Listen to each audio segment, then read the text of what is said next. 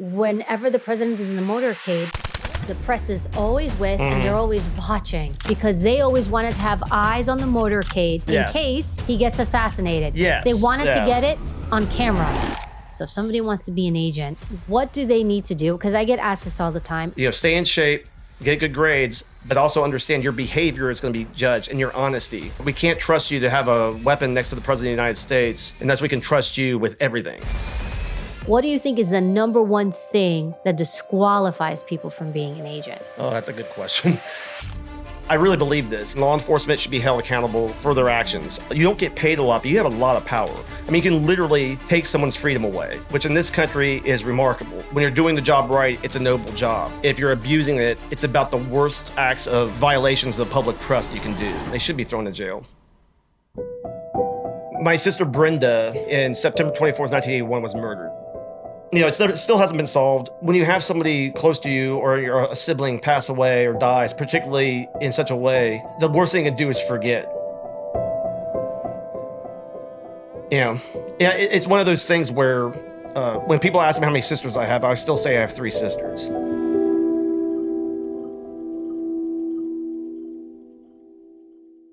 On September 24th, 1981, Brenda Brandenburg, the sister of Secret Service Special Agent Mark Brandenburg, was tragically murdered when she was only 17 years old. Her body was found abandoned in the field of a small town in rural Texas. 43 years later, her death still remains unsolved. But with your help, it is something we hope to change. At the end of this episode, we share how you can provide any tips or information to help in solving the murder of Brenda.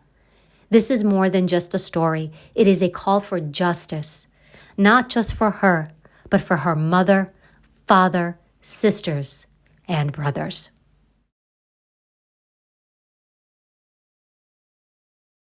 So Mark, I know you. How many years ago did we meet? Probably. So I've been with the Secret Service for 22 years. So probably 20 years, which is frightening because I've aged, but you haven't. But so I think it's like 20 years because I actually remember, this is true. I think we stood post one time. You started in New York. I did. And I started in Chicago. And we stood post somewhere. I think, was it Argentina? Or did you go to South America for any state? Yes. Yes. I went to Argentina. Yes, I was there. I remember, you don't remember me because I looked like every other guy there. You stood out because you don't look at most agents.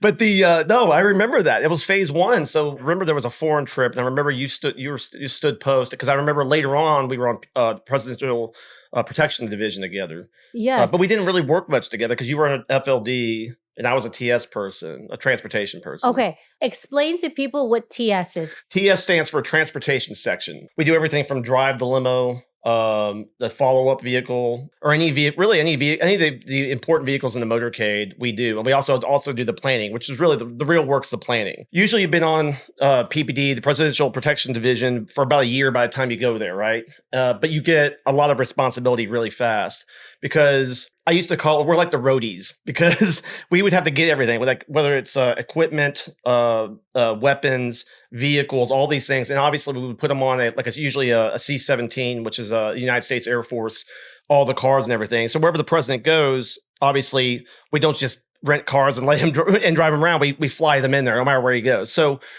we're bringing all that. We're going out to Andrews. We're bringing all the cars, all the equipment. We're loading them all up onto the C-17. There's a lot to it that people don't see when it comes to that section. And it's also, I think, the reason why so many people from TS take pride in that particular thing. Also, it's cool because you get to drive the president or the vice president. So, that's a kind of a bucket list sort of thing. I mean, that's one of those things where, you tell your grandkids or your kids when you're in your 80s or something is like, well, I drove President Obama or I drove Vice President Pence. And I can say I did both. You get to do those special things, those things that very few human beings get to do. So, we take a lot of pride in it. Well, the thing with TS that the public doesn't know, but I know, is that before you go to the president's detail, well, let me say this. Everybody thinks everybody that's a Secret Service agent gets the president, and it's not true. No, it's not. The Secret Service, we protect the president, vice president, former presidents, and first ladies. Not everybody gets the chance to protect the president, when you get that opportunity. And the thing is, I've been fortunate in my career. I was on the Presidential Protective Division for 5.5 years. And then I was a supervisor on Vice President Pence when he was vice president on the VPD, the Vice Presidential Division. So I've got to see both sides. And the one thing is, everybody, there's always a little bit of rivalry between the vice president's detail and the president's detail. I mean, that's just natural because we have type A personalities, competitive, type people. I'll say without reservation and having this experience is that the people on both are just as good. They're awesome. Like some of the best agents I've ever worked with were on the Vice Presidential Protective Division, and some of my best friends and some of the people. And in many cases, and you probably remember this when your time there is, you could be a supervisor, but you can become really good friends. I could go on my phone right now and I could list people I was a supervisor at one time, but this job, you're around each other so much and you travel together and you're working long hours together. You're working holidays together. Literally, your colleagues with the Secret Service are the only ones that understand what your life is like because it's such a unique kind of lifestyle. If you do get to go to the president's detail, and then sometimes you maybe think you're going to the president, you end up on the vice president's. Mm-hmm. And there really is no difference. Sometimes it's just luck of how it ends up going. And then it's like the NFL draft or something, right? I'll take him, you take him, I'll take her. Yeah, exactly. They do that. So if a supervisor doesn't like you or doesn't want you, you may end up going somewhere else that has nothing to do with your capabilities whatsoever. So obviously when most people think of the Secret Service, the first thing we think about is the presidency. You think about Air Force One, you think about what they call the beast, the presidential limo. That's the brochure stuff. So most people, when they get on the job, they're trying to do that. But you've heard this statement you've heard a million times, probably, the needs of the service, where you're needed. Because it depends on, every administration is different. Some administrations have a lot of kids or a lot of protectees that we got, and others have very little. So, it changes the dynamic of how many people we protect and the personnel needed. The first thing I would ask is when I was on the supervisor on VP, when the guys came over, the first thing I'd ask them is, hey, did you come here because you chose to come here or were you forced here? Meaning, the service said, hey, we need you there, even though they didn't want to do the Presidential Protective Division. And in many cases, the guys would say, I was forced. I go, you're allowed to be pissed off for about 2 weeks. And in 2 weeks, these guys were over it and they're pros. And like I said, some of the very best agents I've ever worked with are Vice Presidential Protection Division. And what they do, literally more with less, because they don't have all there's a different dynamic between the two, but they're asked to do the exact same thing that people do on PPD. So, well, I'm one thing too with TS though, that you were talking about before in the Beast, it's actually a very hard assignment. I remember when I was doing access control, which was the perimeter security of the White House.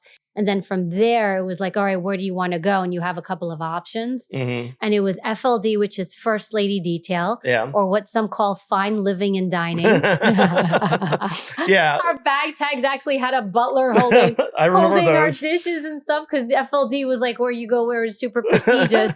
And then TS was hard. Yeah. And I remember I wanted to do TS. I don't know why I ended up not choosing TS, but I know TS was extremely hard, extremely competitive, and very, very, very stressful. Why is that? First of all, it's the most response. I always said to agents, so when I get young agents, and they would come to the detail, I would go, what do you want to do? FLD? Do you want to do TS? What do you want to do? And I would give them my spiel on TS. I go, it's the most responsibility you can get for that time on the detail. So say you go to the Presidential Protective Division, you're there 1 year.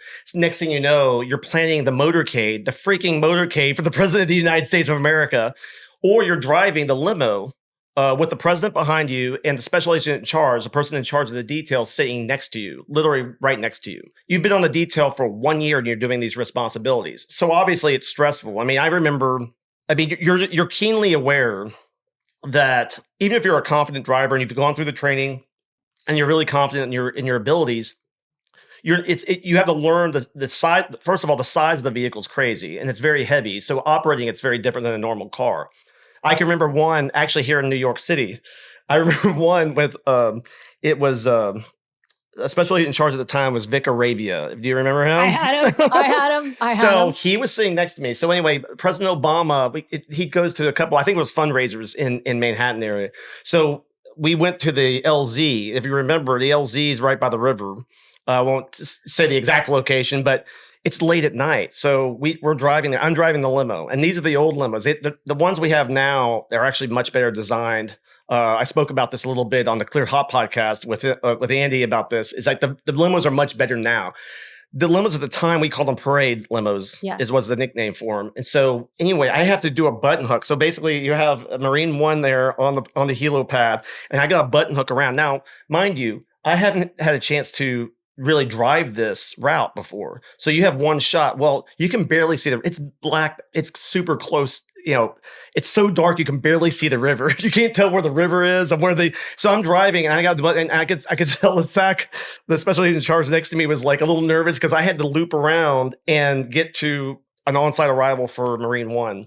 So I'm turning, and I'm like, first of all, don't fall in the river because so don't fall in the river because you got the president in the car. Then you turn around and I'm looking at it, I go, you don't want to back up or anything. So you're like, okay, you're looking at Marine One, and eventually it worked out fine.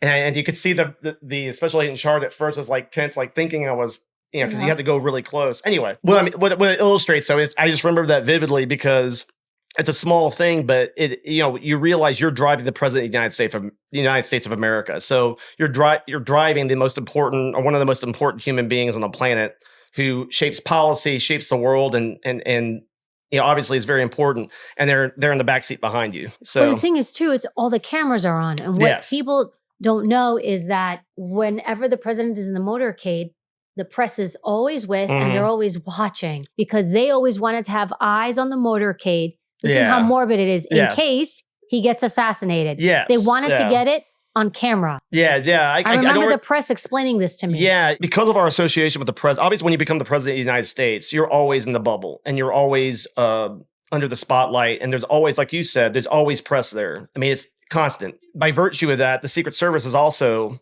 the reason why, when we've had scandals or we've had things that have hurt our reputation, the reason why it's a story is because we're the Secret Service and we're right there with the president. If we were, if we weren't doing that, if we didn't have the assignment we had, it wouldn't be near as a big a headline as it is. But that just goes with the territory. As you know, once you accept the job and you're doing that, and you don't really realize it until you get there. And you also realize, you sense that once you get to the White House, and you probably remember standing in the White House and you're looking out of, like you're at a post and you're looking out of the window and you can see, particularly in spring and summer, just tourists everywhere lined up on the north fence line or wherever the south fence line. And you realize it becomes really evident to you fast that you're inside, everybody else is outside. And you're under the microscope and under that spotlight all the time. So like you said, you're keenly aware of it. You can't help it. I mean, when you're rolling up on Air Force One and you're looking out the crowds on the tarmac, you can't help but have that sense of, first of all, how the hell did I get here? and secondly, you really have a sense of the importance of the gravity of what you're doing, and that you are under the microscope, and that your behavior, how you conduct yourself. Once people know what you do for a living, you have to behave and conduct yourself in a way that honors that the importance and the responsibility that's put on you when you're a Secret Service agent. What's interesting, when I was an agent, I never told anyone I was an agent. They would ask me, what are you? And I would tell them I was a hairdresser. Yeah. Because my mother was a hairdresser, and I knew if they asked me a question about it, which they never did, I could answer it. Yeah. And that's pretty typical too. I think every agent, most of us lie. Yeah. If people would bring up or ask what you do for a living, because I mean, I just kind of look like a cop. So it's like, they would see you and they would go, what do you do for a living? Or are you in the military? Are you police or whatever? I was the same way. Now in DC, it's different because you can throw a rock and hit one of us somewhere. It feels like there's agents everywhere because there's so many. But if you go, let's say you're stationed in St. Louis or Chicago, you're literally the only Secret Service agent your neighbors are going to meet because there's just not that many of us. And I want to ask you this, and I spoke to you offline about this first to make sure you're okay with it. Yeah. But let me ask you, what led you into kind of this space to go into law enforcement? Because you started off in Kansas City as a police officer. Yeah. So I was raised in Dallas-Fort Worth area. So you're a Texan.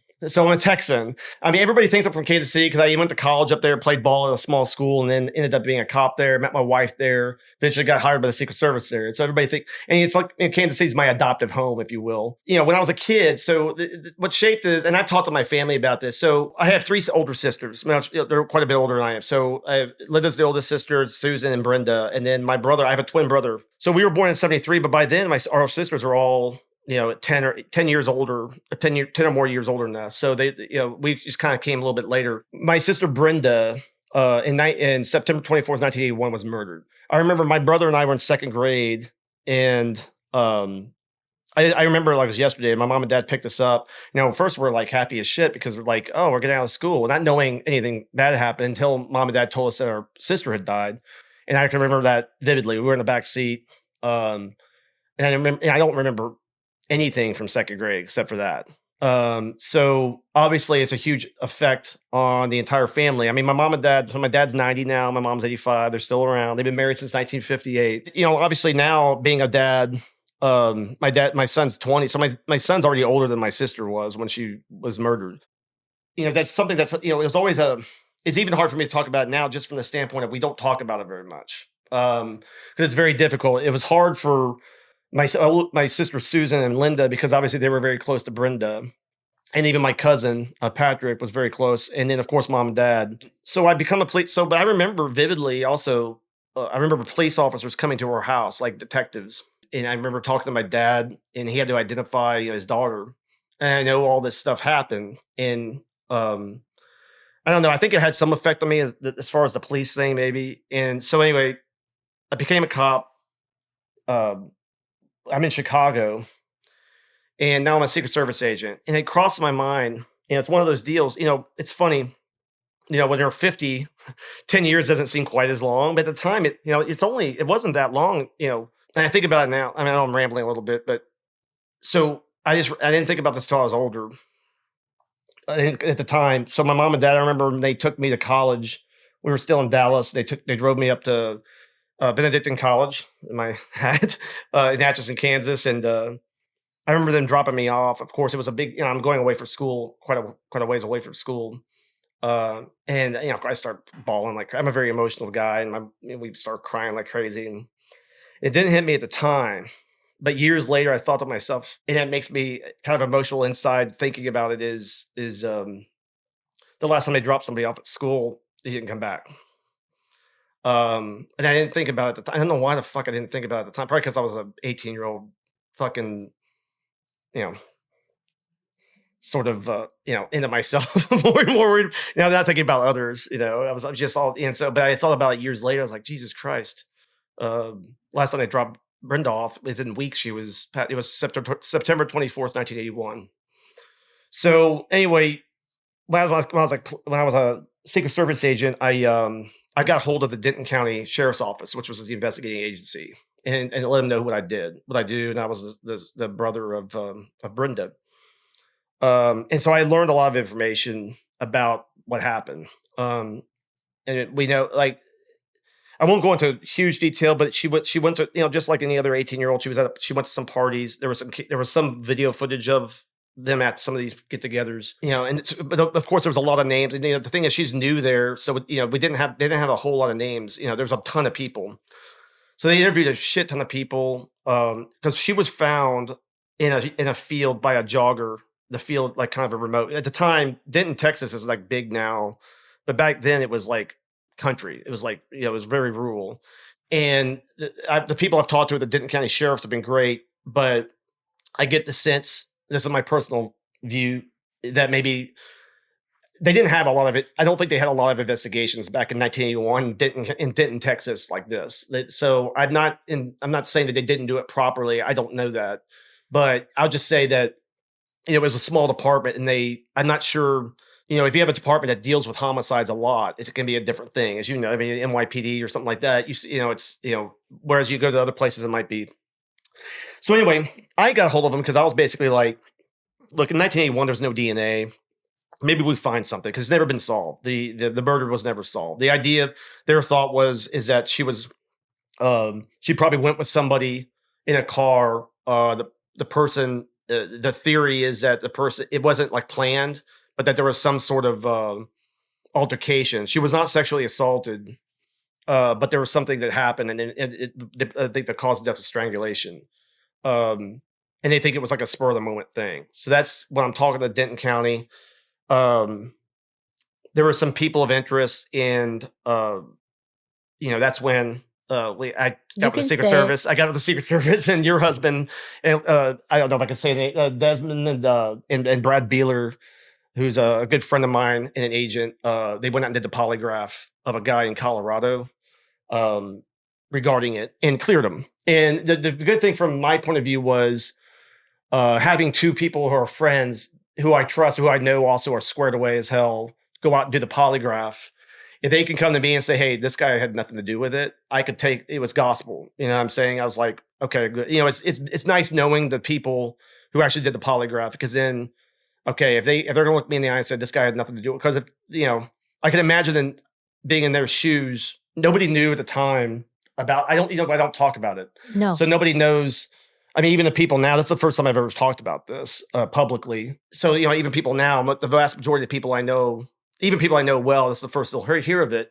But it was like, I can imagine being in their shoes, Desmond or Brad, and hearing about this and having to go out and do that interview couldn't have been easy, because, and I could put myself in their shoes. If it was my friend and I found out something like this, and I had to go out and do the interview, I can imagine the urgency that would go with that. So I appreciate both for doing it. And so anyway, it still hasn't been solved. I've actually been in contact with I still stay in contact with the Denton County Sheriff's a little bit. We've, and I don't know if it'll ever be solved. Our thing is,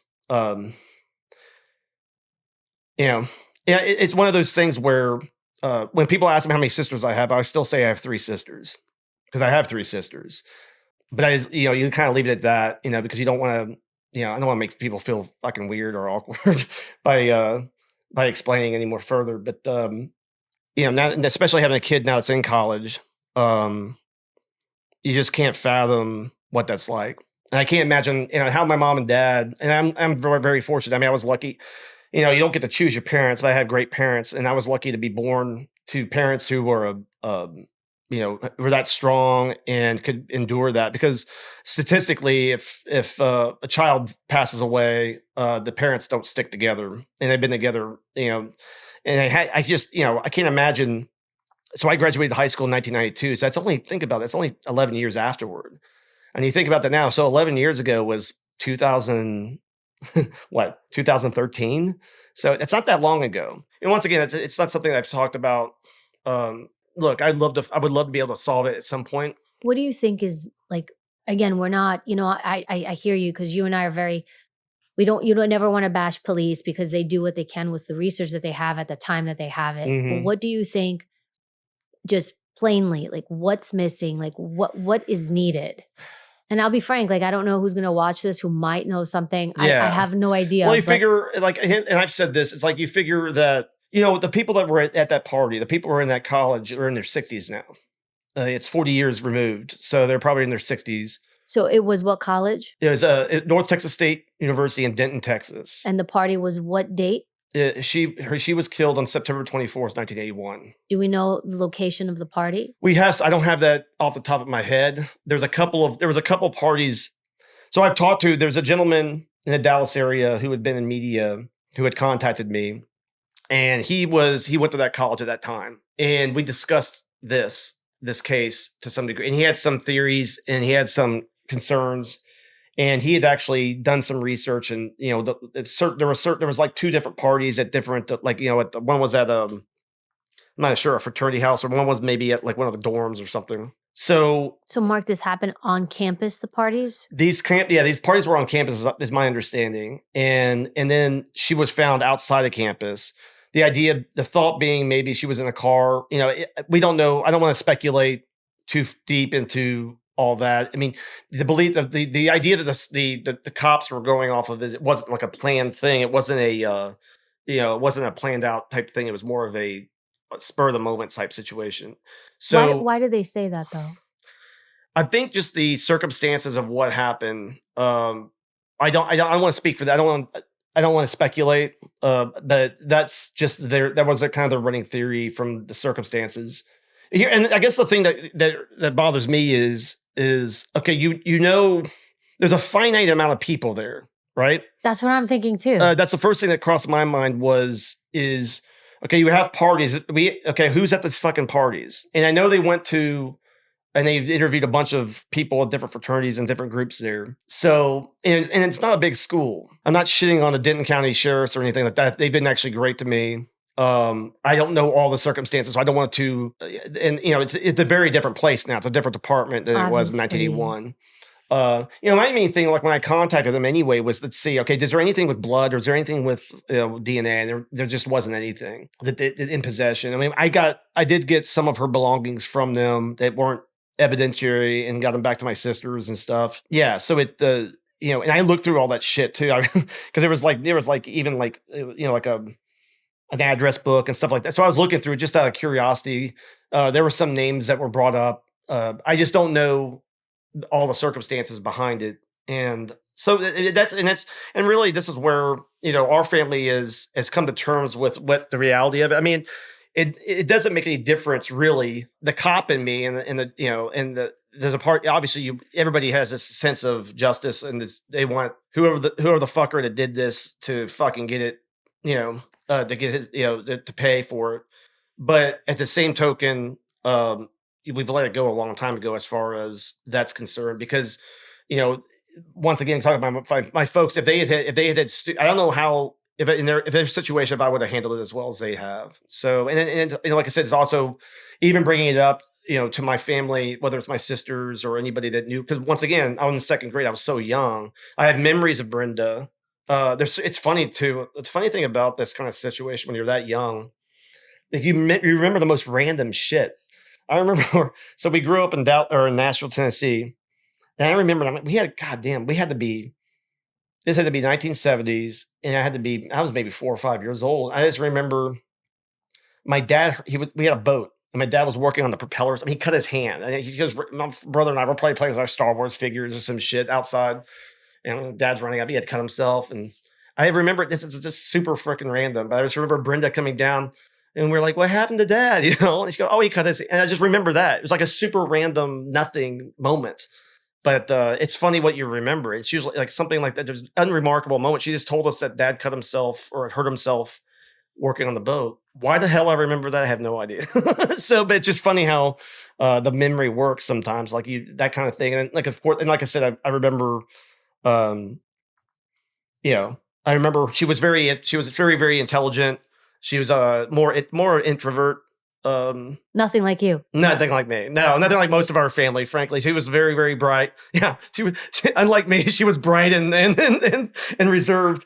But so it's just whether we ever find out who did it or not is really not that important. I mean, it's important to a degree, but it's really not. We've already, once again, we're all, my mom and dad are, devout Catholics, and we dealt with the pain of it all and all that a long time ago. So my thing is, I guess when I first went to Denton County Sheriff's Office years ago, or when I talk about it now, when you have somebody close to you or a sibling pass away or dies, particularly in such a way, you don't want to. The worst thing to do is forget, and the worst thing to do is not cherish and understand the value that their spirit, their life, their soul means. But at the same time, how it is in families, it can be also really, really hard, because I'm keenly aware. I think as a kid, I was keenly aware never to say anything about it because I was worried that it would upset mom and dad. And I also know how close she was to my sisters because they were all real close in age. Whereas my brother and I were younger, so we're far enough removed. It still hurts, but it's not this, it's different than what they went through. I get to be closer to if something like that happened to my brother, because my brother and I are very close. And that's the reason why, like I said, we don't talk about it much. It's like I said, the first time I've talked about it.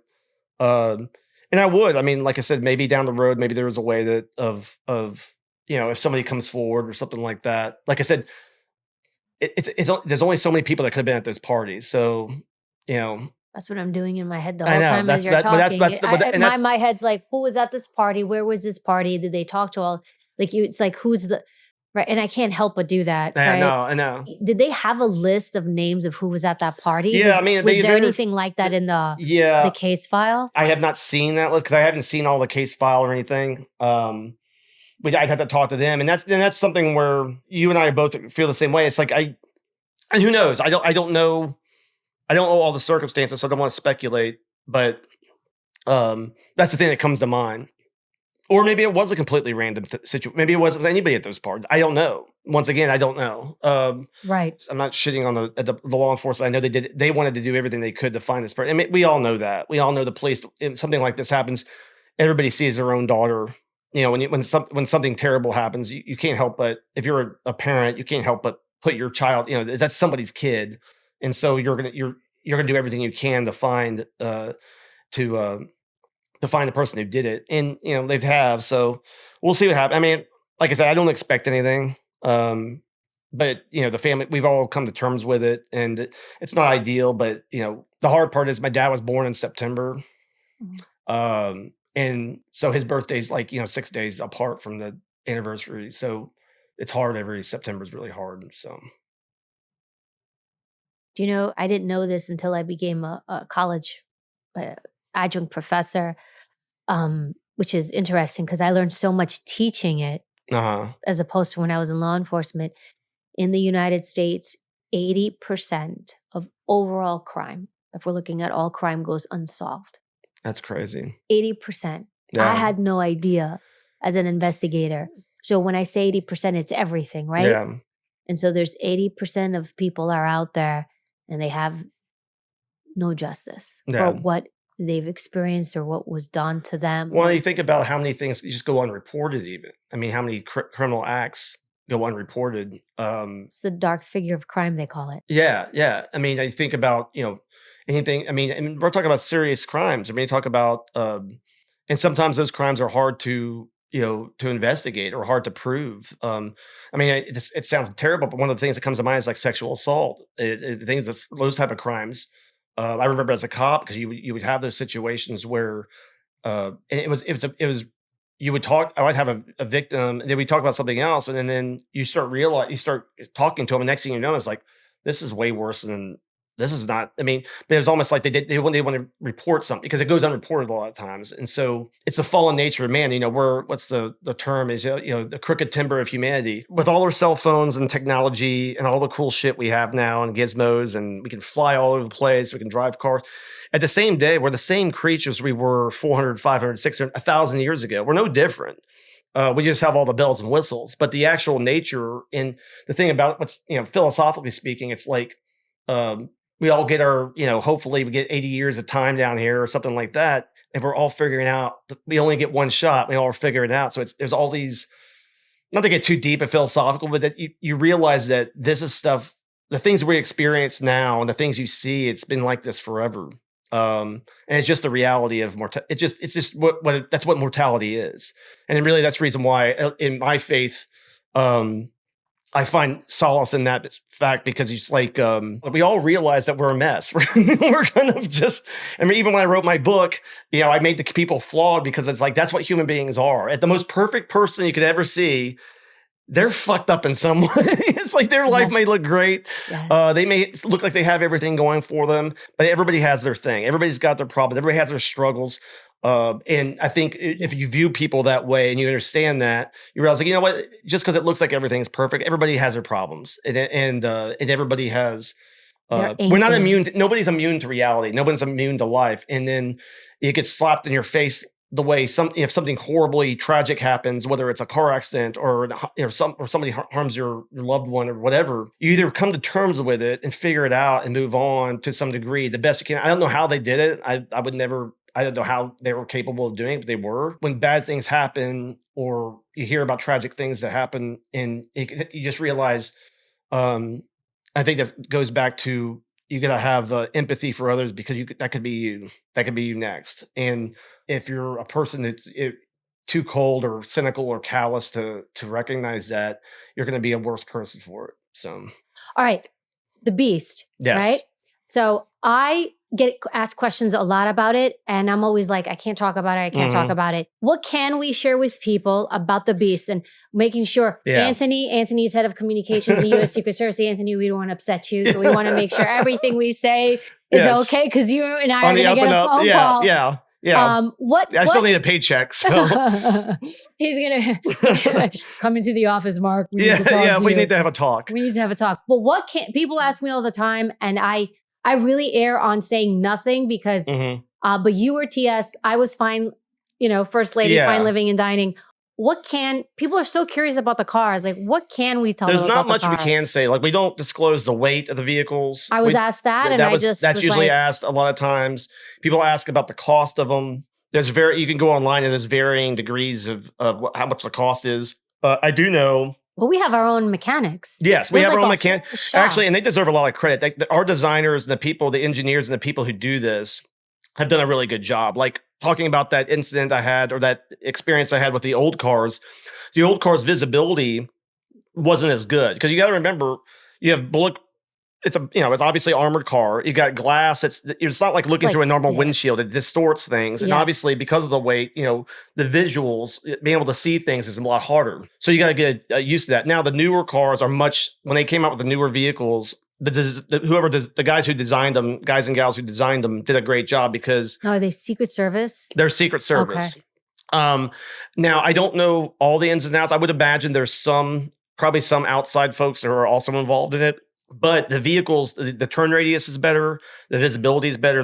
They're larger, but they're actually easier to drive. They did a really remarkable job, and that's once again, talk about being inside the bubble and being under the microscope. When you're driving these vehicles, you realize you're driving a very expensive vehicle. So, I mean, you're driving like I said, I don't know what the cost is, but you're keenly aware. Besides having the president behind you, having your boss next to you, you're driving a very expensive piece of equipment. You can't even dent that thing.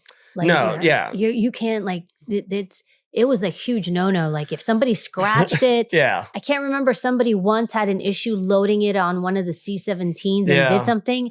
Yeah, does this sound familiar to you? Yeah, yes. And everybody knew that person did it, and that agent was just like this. There was a time when we kept the cars at a particular location, and it was so tight to move just to drive the hardest job we had was just getting the cars into the garage because of the size of the car, and we no longer use it. We have a different location now, but it was really, really tight. But to your point, you were scared to death of hitting the car, scratching it, because once again, you're driving there's not many of them. It's not like we don't have 80 of these things. It's a pretty small amount of cars. Anthony, we're not saying how many there are. And I'm not saying how many there are. For the record. So you're keenly aware of that stuff. And also besides the protection and being under the microscope and that sort of thing, there's also a sort of you want it to look good. Like when you're driving, it's like that was the other thing when I was talking about turning. You want backup. You want it to look sharp. Smooth, when you see all those cameras, you want everything to look sharp. You want everything to look coordinated and under control.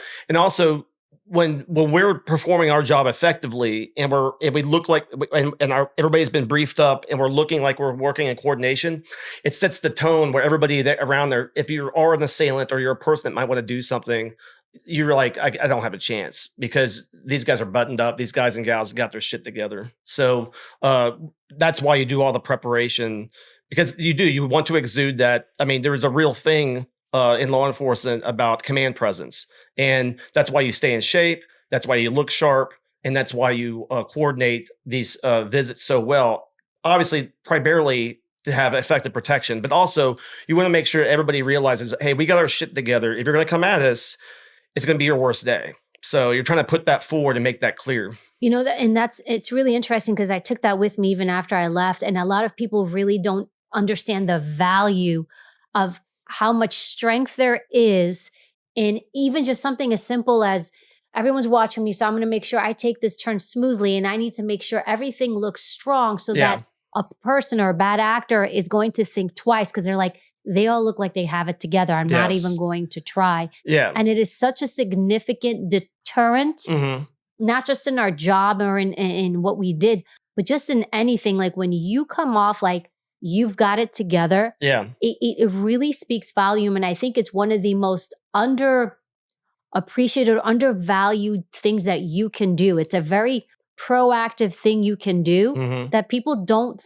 think about. Like, how do I come off? How am I commanding myself? How am I presenting myself? Exactly. And what messages I send to the world? And if people think you've got it together, they're less likely to mess with you. Exactly. And that stuff happens. And it happens just like anything else. If any successful person, that happens when nobody's around and nobody's watching, when you're in the gym or you're at the range or whatever you're doing to prepare for that, or you're out at, we have our training center in Maryland.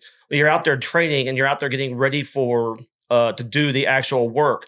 It's all that stuff behind the scenes that makes it work out. And that works, to me, that works in life no matter what. Whether it's writing a book like you have, it's like, it's all that quiet time when you're doing it, the work by yourself. And then when you're out there, you have that presence. I say that with, I learned that as a police officer before I was a police officer in Olathe, Kansas, a suburb of Kansas City for 5 years.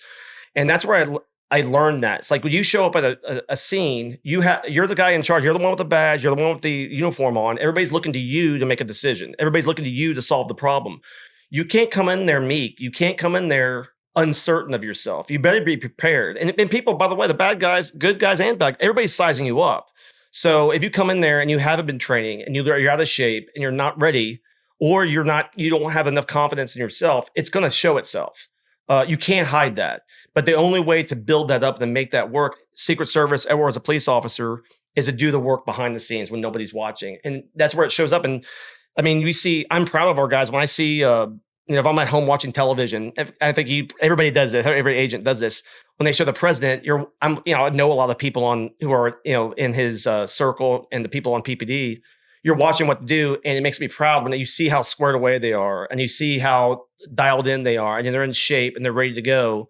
It makes you proud to be part of that organization. Like, those are my guys. But once again, you can't fake it. It's got to happen. And that's, to your point, it's a big deterrence. I mean, no matter what it is in life, if you come in and you've put the work in and you're confident what you're doing, it's going to show itself, and people will pick up on that. And it can't be faked. You can only fake it. No. Some people try to, but it never lasts. So no, it's not faked. It's like the essence of who you are. But I do think training, like, they really instill that in you.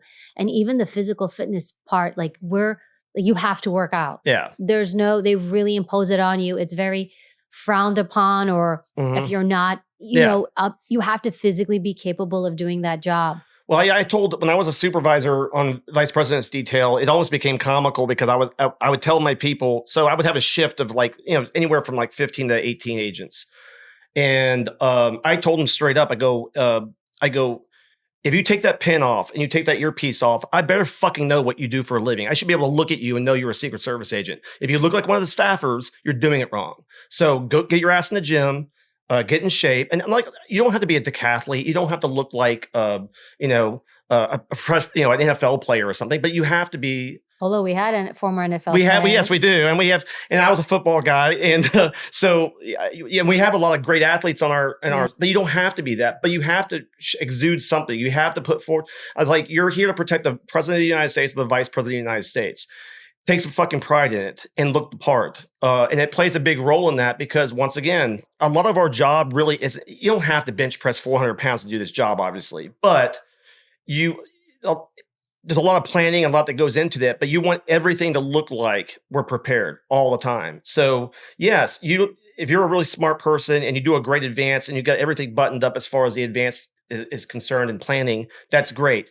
You should be able to do that, but also you should look like you can kick somebody's ass if it comes to that. And you want them to think that, if it comes to that we're not going to get through these guys. We have no chance. So all that, that once again, it goes back to command presence. I think it's a very important thing. And I think, like I said, that's why I'm proud when I watch the guys and gals on, when I see them on Fox News or CNN or something like that. I'm really proud of them because they do. I think they do a good job still of exuding that. And also, as well as I do, that they've been probably working for 16 hours and they're still on top of game. Exhausted. Or you'll see a photo or you'll see footage of them and it's raining, and people don't know, like, you can't hold an umbrella when you're an agent. You're standing post, no umbrellas.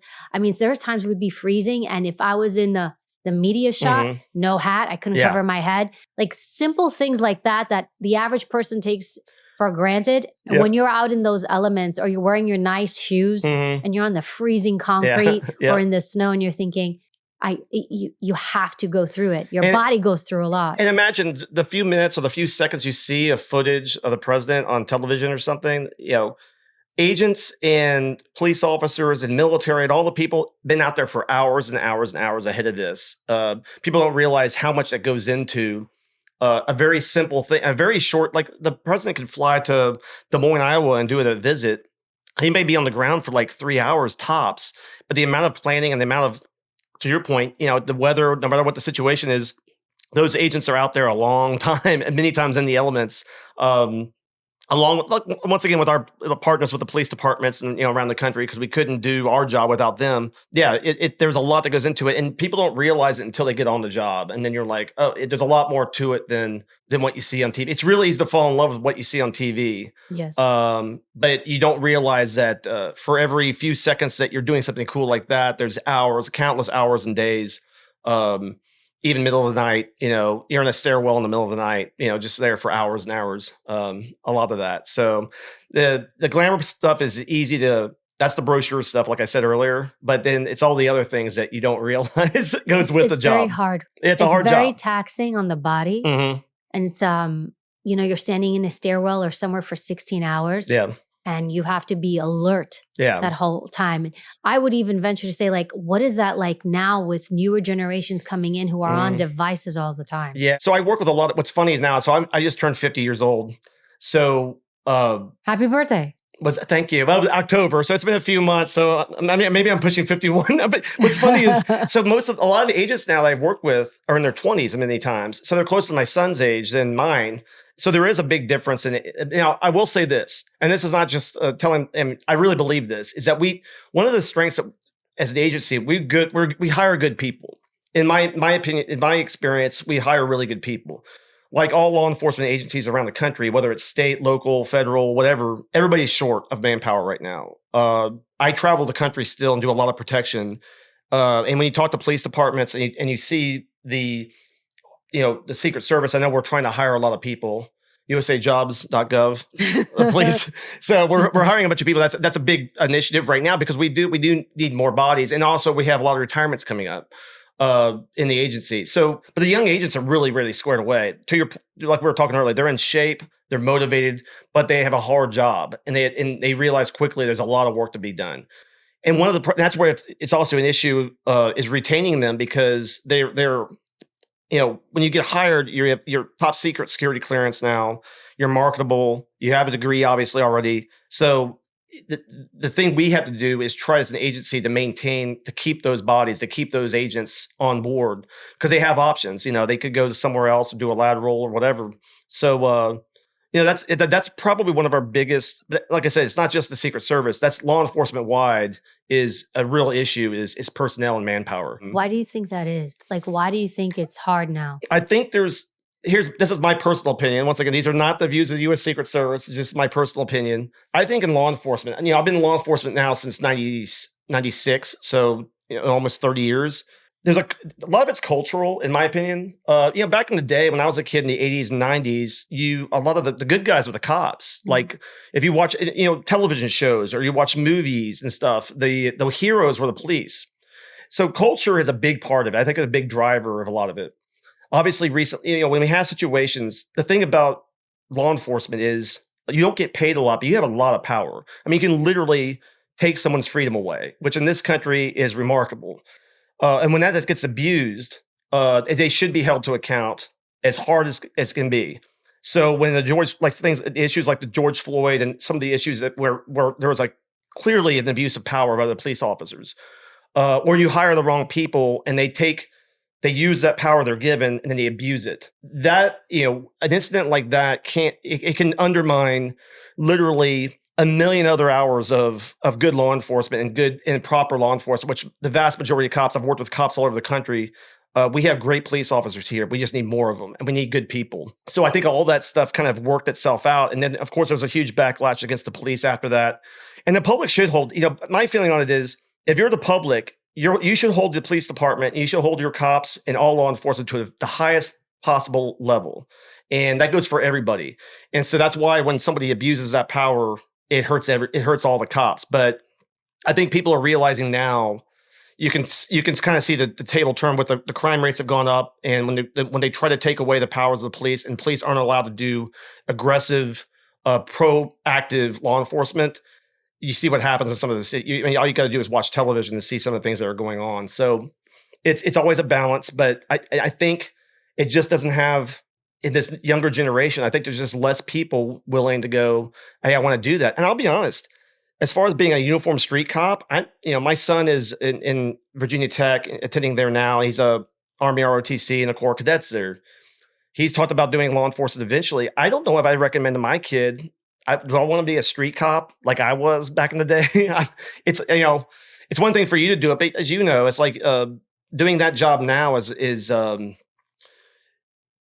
one of the concerns is, I know I'm going on, but one of the concerns is, to me, is in law enforcement is you're going to see a lot of, if you're going to go into be a cop, you're going to, the suburbs and places where they're supported by the community, those places will do fine. It's the big cities that are going to be harder hit, I think, by the reluctance of the younger generation to try to put on a badge and a gun and go protect the community. So, well, the thing is, you get exposed too. If I make the wrong decision, and I say this now because I do media now, so I've kind of been in both sides. And when I talk to producers, they want me to do the stories that highlight the problems, and you don't hear. And it seems like those problems are everywhere. There's no headlines for the planes that land safely. There's only headlines for the plane crash, right? So, when everything goes right, which is, by that statistic, 98% of the time. The interesting thing about being especially a patrol officer is the type of things you're called to do. It's like you think it's just going to be, everybody thinks about like shootouts and all these interactions, like all these. The vast majority of this, it could just be neighbors who have a dispute over something, and you're just you're showing up and just trying to hash it out and work it out between. You're doing that kind of thing all the time. So it would be eye opening.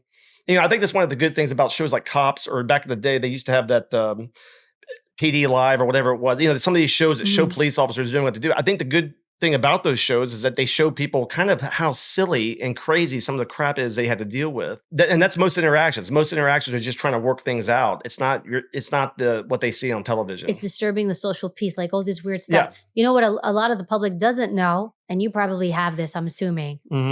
We have insurance. Yeah. In case we get sued. So when I got on, one of the first things the senior agents told me, they're like, get insurance. And I'm like, insurance for what?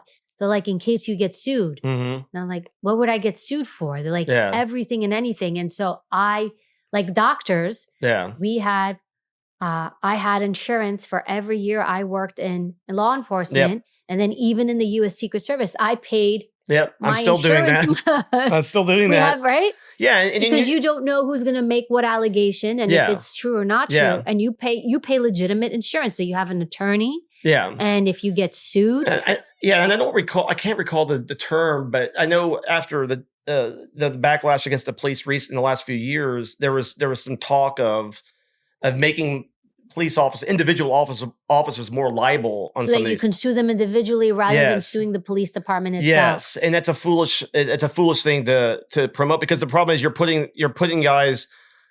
I see it as a slippery slope for these officers, in my opinion, is that because the type of situations, it's innumerable. I mean, there's literally a gazillion ways that you're interacting with the public, and so it just opens itself to frivolous kind of lawsuits and things like that. But it's something you have to be concerned with. Once again, I say this knowing it's very, very important we hold them accountable. Like the police, you're given a lot of power, and law enforcement should be held accountable for their actions. So nobody feels stronger about that than other police officers or other law enforcement officers, because when you're doing the job right, it's a noble job. If you're abusing it, it's about the worst, one of the worst acts of violations of the public trust you can do. So you really have to take that responsibility seriously.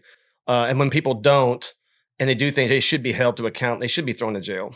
Yeah, it ruins it for everybody. So let me ask you this then. So because you're very senior in the U.S. Secret Service now, do you sit in on the new hires and interviews? See, I don't. Now, I talked to a lot of people. Have you ever? I haven't. I've say this. I need my head checked. I've been done like the panel interviews. The panels that they do. So for 16 years, I've been in what's called OPO. Protection ops. So I've had a strange career. So I went from Presidential Protected Division, the Dignitary Protected Division, the Vice Presidential Protected Division, and back to Dignitary Protection. So I literally have been doing protection for 16 years. Like usually, like a lot of people who do the panels and do that. Now I've talked to a lot of people because I'm fascinated by it. And I love talking to young agents because I like to get an idea of what, who we're hiring, how the hiring process is going and such. So I haven't personally sat on it, but I'm pretty familiar with how it's going. And right now there's a big push. Obviously, like I said earlier, there's a big push to hire more agents. So we're hiring younger agents, probably younger than when I got hired. How old were you when you got in? I was 27, almost 28. But like yourself, I was a police officer before for 5 years. So frankly, to be honest with you, I couldn't come on at 23 or 24 and do this job. I needed the 5. I call it my graduate school. I was 23 or 24. Yeah. I was young. That was very young. And you're seeing, I mean, I've met people, well, I hate to do the math. When I meet some agents, I met one agent, he was like, he was about the same age you were when you got hired. He'd been on a few months. So he's basically a contemporary of my son who's 20, which is wild. But, I needed that 5 years, and I wouldn't trade that 5 years as a police officer for anything because I needed it. But you're seeing younger, once again, it's the needs of the agency. So they're hiring more, younger people of in the past, they probably would have been like, hey, go get more experience. I'll go do something else. But I think right now, if you have a degree, you have good grades, and they do the background. Like I said, I think the people we're hiring are really good people. I've met them myself. I probably couldn't have taken this job at 25. I needed those few years, but a lot of the 25-year-olds I've met who are just starting are really solid, and I'm really impressed with them. So I think we're doing it right. We just need more of them. So how do you know when you meet somebody who's new, okay? Mm-hmm. How do you know who's going to be a good agent versus who's not going to be a good agent? Yeah, but once again, how you present yourself is big. Just like any other job, are you on time? Are you paying attention to detail? Are you just kind of winging it and just kind of going on, just kind of riding the wave? Or are you on top of things? Are you paying attention to the small things? Where you can really tell, like anybody can follow a middle-aged man and protect them. That's what, everybody just sees us following like the president or whatever. The real work is like advanced work. And so when I see a young agent come in and they brief me on the advance they've done for a visit, whether it's a low level, like the prime minister of the Bahamas or something, or if it's a high level protectee, as you know, there was always that attention to detail, because if you're paying attention to the little stuff that probably doesn't matter in the big scheme of things, but if you're paying attention to that stuff, then we're buttoned up. We're paying attention to all manner of any instance or anything that could happen. So that's the thing that I flag most of all is once I see a young agent that's really on top of their game and really paying attention. And conversely, if somebody comes in and I ask them a couple questions and they're kind of giving me the stare, like they don't know the answer. That's a problem. It's like, let's go get the answers to that and come back to me, that kind of thing. So what do you think then, based on your experience? People probably ask you all the time, what do I need to do to be an agent? So if somebody wants to be an agent, I'm going to ask you 2 questions. What do they need to do? Because I get asked this all the time. Yeah. And then 2, what do you think is the number one thing that disqualifies people from being an agent? Oh, that's a good question. It's a really good question. And I get that question too, usually from people in college. I always tell them, go to USS. Yeah, I always say USAjobs.gov. But that's what's so funny. It's like, it's so different. Just a little sidebar, but it's so different because when I first applied, I literally drove to the Kansas City. This is in the 90s. I drove to the field office. It actually gave them, I typed up it was like a typewriter. Packet. Yes, I used an electric typewriter. And I had to make 3 copies of the whole thing, and I sat there painstakingly. And at the time, we were in Treasury at the time. This is pre 9/11, so I literally go into the Kansas City field office. I hand them the typed up. I was such an idiot. I started writing. I think when I first started doing it, it was my girlfriend at the time, now my wife, was like, Mark, are you writing on the application? I go, maybe you should type it. So I typed it up, put it in there. And this is how it was back in the day is I brought it into the field office, and the special agent in charge of the Kansas City office said, hey, come into my office. I just talk to you. It was that informal. So I walked in there, and he just kind of talked to me a little bit. Hey, what do you do? I'm a police officer in Olathe, Kansas, and kind of just, had just a real casual conversation. Well, whereas nowadays, obviously, now we're part of DHS, everything's online. So when I tell a young age, I go to usajobs.gov. If he's a really squared away kid, or sometimes we can try to, if they have advice, I tell them.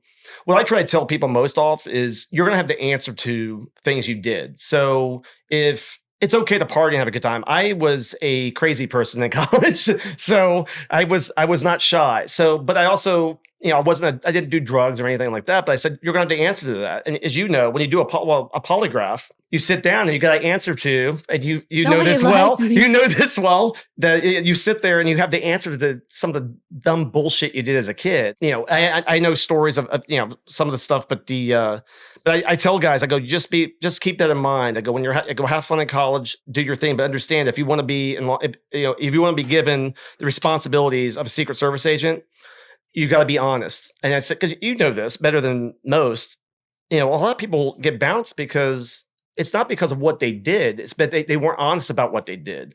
If you were foolish as a kid and say you did something you shouldn't have done, you're best just to admit to it. And you may have to get the job unless it was just something terrible. But that's why I tell them, I go, just understand that, stay in shape, get good grades, but also understand your behavior is going to be judged and your honesty is going to be huge, because we can't trust you to have a weapon next to the president of the United States unless we can trust you with everything. Because if you're getting that level of trust by our government, then we're going to hold you to a very high standard. And if you don't meet that standard, we'll find somebody else. You give me the side eye because I did polygraphs, and nobody liked the polygraph examiners. No. It'd be, thank you. Well, I just remember I was sitting there, it was like 5 hours or something. And I remember going, is there something in my subconscious that I'm not, because they're convinced, like they had me convinced that I'm lying about something. I go, I'm being honest. And I'm like second guessing myself. Like, is there something in my subconscious? Because I really didn't I was telling him everything, and he had, they were in my head big time. But I just remember. We do get him. Oh, they got in my head big. And of course, here's the thing too. At the time, I'm like 25, 26. I just remember the stress levels going, you want the job so bad. You're excited about. So if you really want, it's that desire to have the job that you want them to trust you. I remember going to my pickup truck afterward. This is what you polygraph people do to people.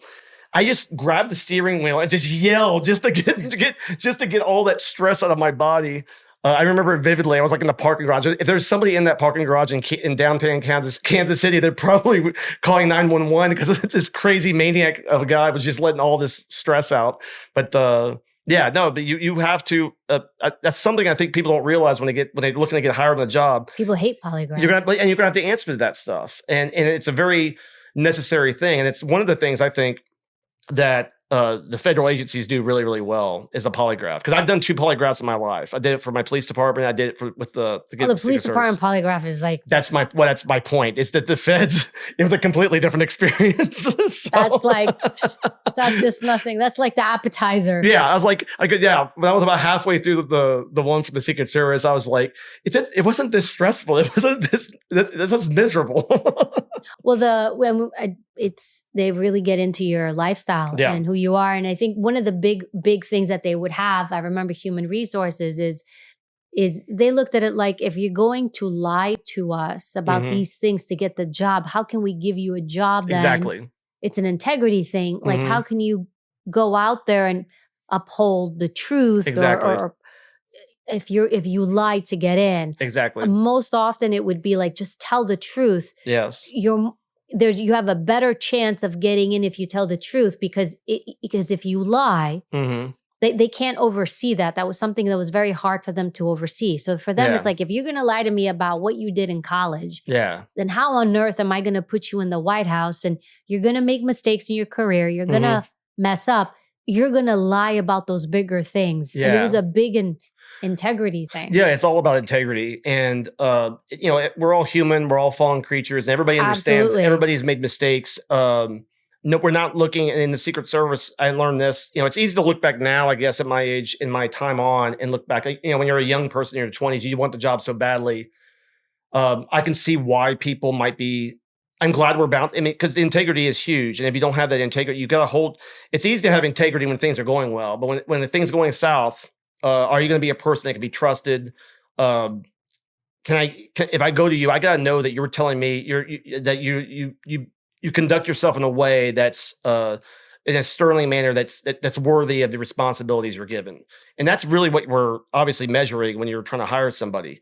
And look, you can't, when you're hiring somebody for a job like this, that's important, it's like, I can't go into every aspect of your life, But the thing is, I did. Yes, exactly. But I have to know that you're honest, and I have to know that you're going to be straightforward. Because if, to your point, that's the basic minimum. And then how you conduct yourself after that obviously is important. But you have to be honest, and if you make a mistake, you got to be able to fess up to it, be an adult about it. So, well, I think that's one of the best things that I learned as an agent. Like, own your mistakes. Like. Mm-hmm. Nobody fucking wants to hear excuses. No. Zip, zero, zilch. Like, they just don't care. Yeah. They don't care about your feelings. And I don't mean it in a mean way. Like, they're just like, fix this. Yeah. Like, own it. Who did this? Who messed up? And you're a supervisor now. Like, how do you people own up, or is it something you have to? I think, yes. And then one of the things as a supervisor, I think what's important anytime is I think you need to be, like, for instance, when I was a supervisor on the vice president's detail with my shift, I was very upfront with what the expectations were. And I think you got to make that clear to everybody. It's like, hey, here's the bare minimum. And you know what? I was pretty harsh in my email. I said to everybody, I was basically like, you're going to get your ass in shape or you're not traveling. And you're like the nicest man. That's the thing. Like, I know, but they're probably reading this thinking, who is this guy? And you're like the nicest guy. Well, thank you. But here's what's funny though. If you say it bluntly, like, here's a standard, 16 out of 18 people will be like, yes, because they want standards. They want you to have set that bar high, and they want you to have a standard. And this is what I'm expecting from you. And if you're a type of person that's going, well, that's kind of fucked up. That's so mean. It was like to get your fucking ass in shape or get your ass in gear, and you're the one falling behind. And so I think it's important as a supervisor at any time is to set the agenda and just let them know, okay, this is what I expect. I'm not going to be once again, like I said earlier, I'm friends with a lot of people I was a supervisor for, but they also like the no nonsense way of doing it. Like, for instance, this is I shouldn't tell this story. I'm in the follow up. All right, we're on a visit. I can't remember, somewhere in the Midwest. Pence is at a site, and I'm pulling up on I'm the right front seat of the follow up with the shift leader. We're pulling up, and I see the site agent, and he's got a man bun. He's in a suit and he's got a man bun. I'm like, what the fuck? He was on my shift. So he was doing the site, but he was on my shift. We may have to cut this out. So I go, Michelle was my whip. Michelle, and she's big on the manual. I go, look at the fucking manual. What's the hair? What does it say hair length? So we go do the site.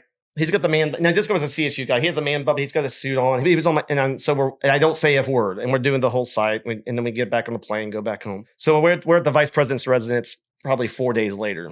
And he was working, the guy that was on doing the site who had the man bun. And Michelle had told me what the length of the hair is supposed to be. And I go, dude, come over here. And I had to talk to him. I go, I'm a grown fucking man. I shouldn't have to talk to another grown fucking man about their goddamn hair. I go, look at the rest of it. I go, look at me, for God's sakes. I go, cut your fucking hair. Look at the rest of us. We're all the same way. Yeah. I think people don't understand that it's there are, at least with the U.S. Secret Service, a lot of appearance. Yes. Like informal policies. Yes. Some are policies because you're in the media, you're out there. And I think some people in the public would be like, well, what does that matter? It matters because we're all supposed to look uniform and we're all supposed to present a certain image. Yes. And you want to look, if you want to express yourself, do it all. I mean, I'm all for, obviously, I wrote a book, for God's sakes. I mean, I'm all for self-expression. If you want to be in music, whatever you want to do, you want to paint, whatever you want to do, that's fine. But that's on your own time. The thing is, you have to play the part. And we've changed, over time, because there's always different. I remember, like, a lot of the younger ages started having beards. And that was kind of unheard of back in the day. I thought we weren't allowed. They can now. They have that. It's got to be groomed. There's a certain, but how about on the president's detail? Yeah, Wait, yes. What? Yeah. Now you can't look like ZZ Top or some shit, but you got to be groomed at like a certain length that they allow. But no, for a lot of the old agents like me, that was kind of unusual. But it became very popular with younger agents because it was just popular at the time. The beards, after.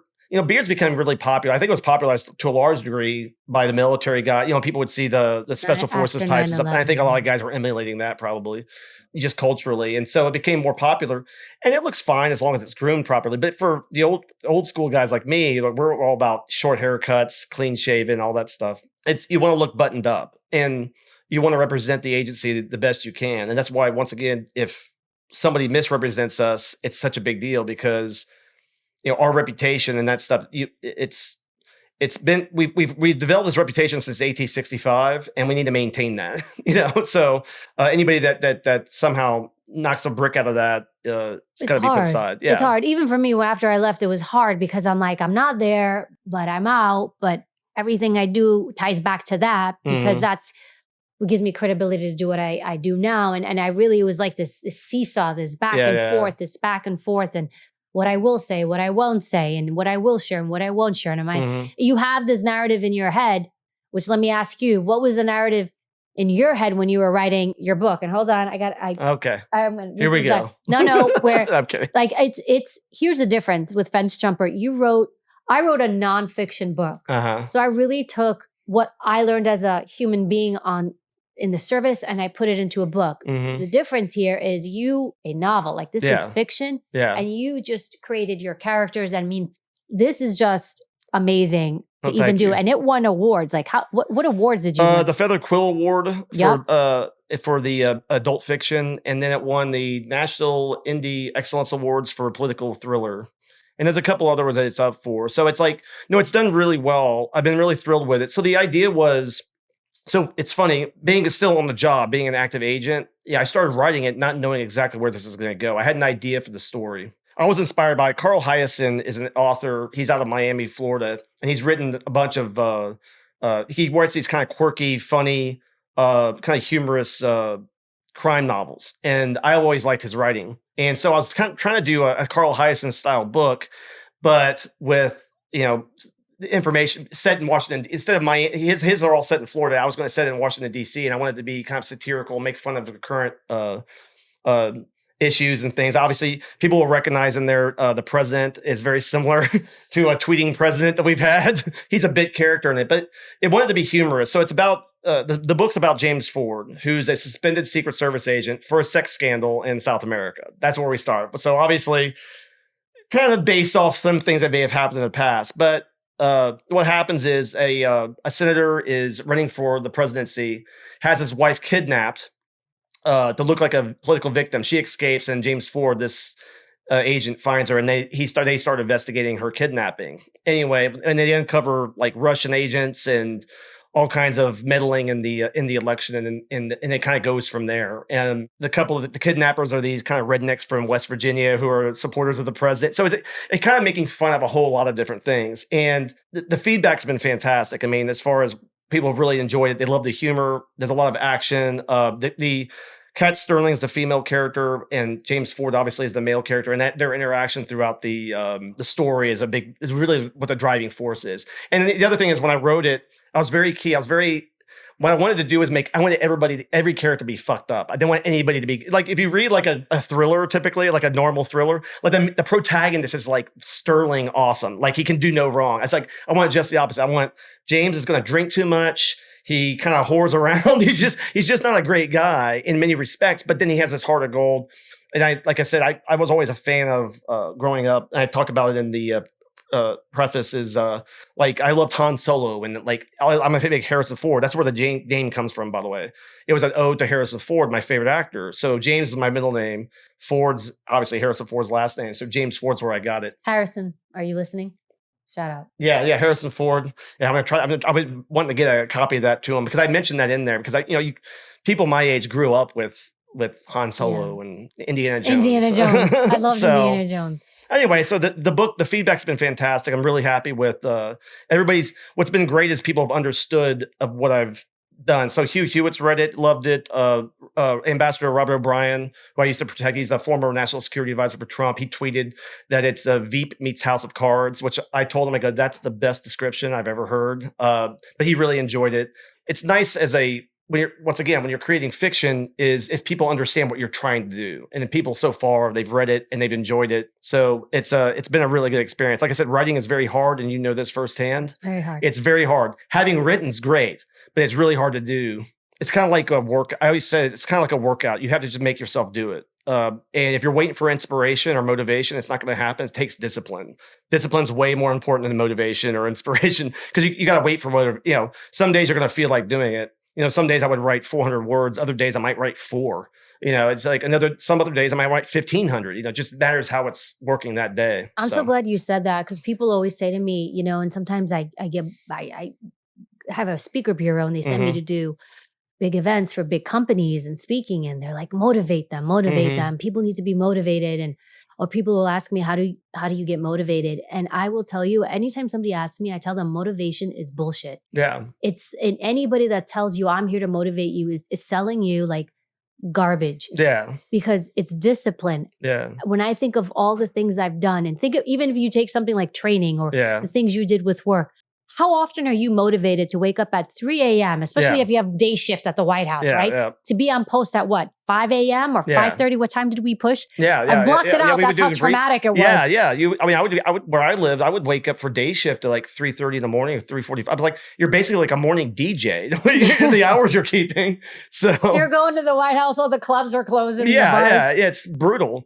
It's brutal. Or even the shift work. Yeah. People don't know, right? Could you tell people what the shift is like when you're on the president's detail? Yeah, but that's just it. I mean, here's what's funny. It's a funny story. So I remember when I first got the president's detail, I'd been married. So I've been married. My wife and I've been married 22 years. At the time, we'd been married like 5 or 6 years. We just moved to DC. I started doing that. And, I'm getting up at 3:30 in the morning. I'm a very light sleeper. So I would sleep in the guest room a lot of times because I was like, I know she's going to come to bed and it's going to wake me up. And she's like, you only sleep in our bed during evening shift because at midnights I'm crashing, or I'm getting home at 6 in the morning. So it's brutal. And as you get older, that shift work, your clock is always screwed up. But what's funny is she was like kind of put out like, how come you're always sleeping in the guest room? I go, I gotta get sleep. I gotta get up at 3:30 in the morning. And then she met one of the other agents. We had some agents friends over, and he was doing the exact same thing because you're waking up at 3:30 in the morning, or on midnight shift, you're driving in.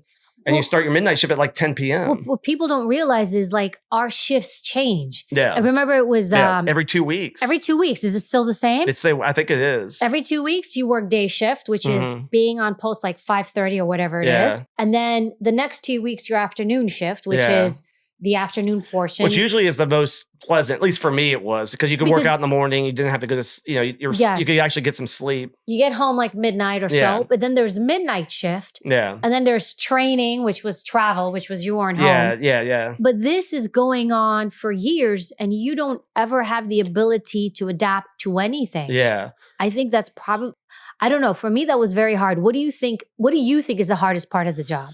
That was very hard because it's just constant. And the interesting thing is when you're doing protection, when you get into that mode, you don't even realize you're in it until you leave it. Like you probably had this experience when you got done with the detail time and you leave the detail, you're like, how the fuck did I do that? Because it is a constant thing. And if you're not doing that, you're traveling to do an advance or whatever. It is a whirlwind. And it's not like when you're a police officer, you would do it for, let's say you did midnight shift, you would maybe 6 weeks or something. So you could get your clock turned around. A lot of times you're doing this kind of shift work, you never get your clock fully turned around. So it can be a little bit of a struggle. And that's why I think it's a good thing to do that when you're younger, because I could tell a big difference. When I went back to the vice president's detail, this is after years on the job, it was much harder as you get older to do that kind of thing. If you go back into the shift work, that's why I think it's a good thing that the Secret Service is hiring younger people. I think people in their 20s and 30s can bounce back or have the stamina to handle that. If you get to your 40s and 50s trying to do that stuff, it's a lot harder on you because sleep becomes a bigger premium. Well, they force you to retire at 57. At 57, yeah. 57, you're gone. Yeah. They won't have to kick me out. I'll be gone before then. So. They want you out because it's a very physical job. Yes, yeah. Do you think of all the agencies, it's the most physical? Federal agencies. It's way up there. I think protection is it's hard to explain even to law enforcement people who haven't done protection. Protection is just a different animal. They don't get, And I have great respect for all the other federal agencies and state agencies and the cops around the country. Police work is hard work, and they do a lot. They work same like us. They're holidays, weekends. With the Secret Service, then you incorporate the travel on top of it. So it's just all this stuff going on, and it's a very demanding. I would say probably it's got to be way up there as far as agencies are concerned. Just because from the standpoint of, like I said, it's a protection thing. You could start your work week at Monday, Tuesday, Wednesday, and not think you're gonna have the weekend off. Next thing you know, hey, you're catching a flight Friday to wherever. There's a flood in Louisiana. There's a flood in Louisiana. The president's going to go see the victims on Saturday. You're flying out tomorrow or tonight. I mean, nobody asks you, do you want to do this? No, you're voluntold. So it's It's so true. Yeah, it's a voluntold. Yeah, it's like they're not asking you if your kid has a birthday that weekend. No, because you don't. But that's what you signed up for. So it's a very demanding job until you do it like I said, when you're in the middle of it, you don't know any different. But when you get away from it, when you step back or maybe get assigned somewhere else, that's when you notice it's like, how the hell did I do that? Okay. So then of all your assignments ever, like you've had a lot of years, and I don't know if there is one. Has there ever been a scenario where you felt like this is bad, this is dangerous, I'm not sure about today? Yeah, I mean, as you know, the one good thing about the service is we have, when we're doing protection, And it doesn't have to be protection. yeah, but yeah, I mean, there were times. I mean, there have been times doing warrants and stuff like that where I'm like, it was kind of higher risk. Maybe we should have called SWAT on this. But I remember kicking a door in, and of course I had to, and it was reinforced, and so and this was back when I was young and really strong, and after it took longer to breach the door than expected, and you're like, of course the whole world knows that you're there. Yeah. So those type of situations, which kind of goes along with the job. But as far as protection, the good thing is you have so much ahead of time. You have a lot of, as you know, there's a lot of planning that goes into it. So you feel secure most of the time with that. There have been times I was with a protectee, probably the one where you're a higher alert is we were in Jeddah, Saudi Arabia with a protectee, a secretary, one of the cabinet level secretaries. And he was going to go visit like the downtown area. And it's Saudi Arabia and it's busy. And you have this high official from our government. And, obviously in this situation, you don't have, it's not the president, it's not the president of the United States. So it's me. We had some of our counter assault guys there and some people to assist. But that one obviously is it's a little, a higher threat because you're right there, and there's a lot of people there, in that country and in where we were at who were not big fans of our people. So in that situation, yeah, you definitely you're definitely on high alert. You can feel it. I mean, you could sense, you know how it is. It's like you can just sense, okay, this is not a normal day. This is we gotta kind of amp it up a little bit. So we're not in Des Moines, Iowa or something. This is a different place. So because it's like you can tell, and they don't like us. No, there's a lot of people there, and you get looked. I mean, you stand out like crazy. I've only been to Saudi a couple times, but you just stand out. And a lot of people there were fine, but it's like, as we know, I mean, we're all, as Americans, we're all aware of the differences in the cultures and some of the sensibilities. And you have an official there. If there was a bad actor that wanted to do something, that would be a really good opportunity to do it. It wouldn't end well for them, but it wouldn't. You don't know how it's going to go because once again, you're in the middle of something that you don't have as much control. You know how the Secret Service, we like to be in control. Yeah. And when you're put in a situation where you feel like you have less than that, that's usually the ones where you're, like I said, that's where you feel the adrenaline kick in a little bit more. If the president's going somewhere or something like that, we have that locked down and we got it under control. Anytime you get outside of that, like say they do let's say an off the record movement or something, and you have less control, that's when, like I said, your alert system, your body senses it. Like you know that this is a situation that we got to be on our toes. You're on. Yeah, exactly. Like you're on, but like on. And because of the preparation, ideally that circumvents a lot of the problems is the preparation into a visit. Anytime that's diminished or scaled back in any way, now you're dealing with more reaction. Everybody thinks about, back in the day, Clint Eastwood, In the Line of Fire, that old movie when I was in high school. They think about the Secret Service reacting, or they see the images of President Reagan when Hinckley shot President Reagan. They see the reaction of the agents. We don't want to be in that position. We don't want to be in a position where we're just relying on our reflexes to keep them safe. We want to have full control of that. So it never gets to that. So when you're put in a situation where you feel like you may be the guy having to react, that's not the best place to be. So it's interesting because I actually took that type of that blueprint into my personal life, and I don't know if you've taken that as well. You don't want to be a reactive person in life. Like if things are happening to you, it means you've set up your advance has failed. It's all the things you do that you try to put in place in your life to help prevent, mitigate conflict, mitigate problems, mitigate challenges, mitigate you being a victim or victimized of something. And most people think, teach me how to fight or teach me how to do this if somebody does this to me. And it's very rare. Like when I do the Today shows or different that they're like, tell us what to do if you get attacked. And I was like, what you should be teaching people is what to do so that they don't get attacked. Exactly, what they do so they can make better choices.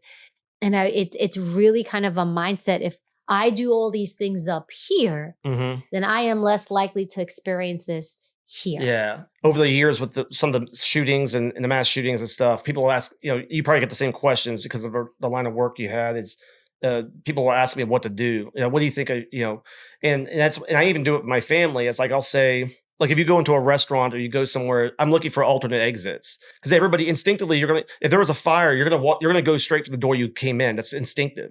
There's actually been incidents where there have been fires or other incidents where everybody was rushing. They all got crammed at the door because everybody instinctively, when there was a kitchen right there and you could have gone out the back door, but in the rear of the restaurant or something. And also the other thing is move. I told my son, I go, I'm decent shot. If you start running, guess what? I'm not hitting you. I go, don't sit still. When I go somewhere, I'm always like, and I tell my wife, I go, always look for another exit. Always remember if you're at the mall that there's a rear door to the back halls, or if you're at a restaurant or somewhere, there's always a exit through the kitchen. If you go through the way you came in, but also, and don't cower because if you sit still. You can't sit still. You got to move, but it's instinctive. That's the thing. But if you don't think about those things ahead of time, you're going to do what instinct's going to take over, and you're just going to cower under a table or whatever the case is. So yeah, I think, and a lot of that's just from doing this job, being a police officer, being in the Secret Service, and you tell people, but you have, to your point, you got to think about it beforehand. If you wait until the moment, even if you're an experienced person, I'm going to do the same thing everybody else does. If I don't think about it ahead of time, I'm going to do the same thing everybody else does. Yeah. So I always don't follow what everybody else does. Yeah. Don't follow the herd. Don't just do your thing just because everyone's going that way. It's probably not the right thing to do anyway. Yeah. The people who react, when you hear about these situations, the people who react properly, it's because ahead of time they had thought about it.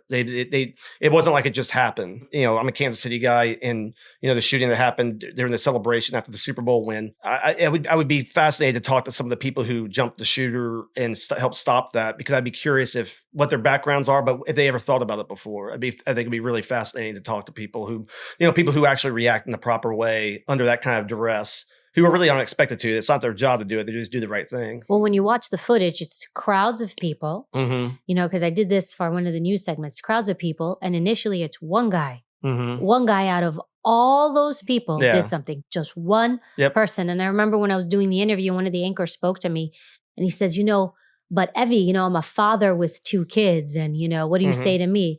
I told him, I'm like, it's a personal choice. I'm not going to tell you what to do or not to do, but you're making the assumption that the guy who jumped in wasn't a father with 2 kids. Yeah. You have this instinctive self-preservation that's going to, you can't overcome that. I mean, even if you talk to somebody in the military who's been in combat or something, it's not natural to put yourself in those situations. There's a reason why they train so much to do that, or police officers train for those situations, because you have to, if you don't think about it ahead of time, or you don't put yourself mentally in that space, then you're not going to be reacting the proper way. And that's why I think it'd be fascinating for the person you were talking about that helped intervene in that situation. I would be fascinated to talk to that person just to hear, hey, have you ever thought about this before? How did it happen? And maybe it was. Maybe he just happened to be one of these few people who just instinctively reacted properly. But my guess is he may have thought about it beforehand. That's interesting. I never thought of it from that perspective, but you're right. Even when I get on planes and I fly a lot, I'm always like, where am I sitting? If something happens, where do I go? If there's because of 9/11 and my experience with 9/11, I always think, all right, if somebody's on here with a gun, somebody's on here with a knife, I actually sit and I play those scenarios in my head based on where I'm sitting, what I would do, how I would do it, or I'll look over to the person next to me if they're blocking me, and I'll make an assessment. I'm like, oh man, I'm fucked. This person's going to completely lose it. I'm going to have to climb over this chair. Like, I am mentally actually doing those things so that I am prepared. And maybe some people think it's a lot. I like it. I feel good because I feel that I'm in control or have a handle on my life and my environment. Yeah. It's like, I don't want to be at the mercy of the world. Yeah. The world's at my mercy. Exactly. I'm going to flip it around, because otherwise I'm just a recipient of everything that's going to happen to me. Exactly. And it doesn't take long. It probably took you like a minute just to think about, okay, I have a firearm with me most of the time, but even when I'm at church, I have a firearm, but my wife thinks I'm a crazy person because I was like, we sit on this one area because I know that there's an exit right here. Because I told her, I go, if there's something going to happen, don't cower here. I go, you bolt for the door, and I'm going to go after. If somebody were to come in and I don't know, some anti-Catholic comes in there and starts shooting other places, I'm going after the guy. I said, you're going to get the fuck out of here. So So you think about that stuff. But once again, you got to think about that stuff ahead of time. If you don't, and like I said, sometimes my wife thinks I'm crazy, but I think she's come around when she sees stuff on TV. She's like, okay, now I see why my husband's the way he is because, because I'll just go, hey, she knows where, she knows exactly where to go. But I tell her that stuff sometimes. And especially when it becomes fresh in your mind when something happens, obviously. When something happens on TV, you can't help but think about that stuff. That leads me to my next question for you. Because you spend a career talking to people, you're dealing with people, all sorts of people. So you're dealing with people in the White House, to the top, to the presidents, and then to the people that you investigate and arrest. What do you think is the biggest flaw you see in humanity? I think probably, maybe I'm talking about myself here, but I mean, I think I think inherently, I think human beings are just inherently selfish because you have to be, right? We're still wired like cavemen a little bit. I mean, we're still those guys that were like hunting mastodons back in the day. We're still have that wiring's still there, right?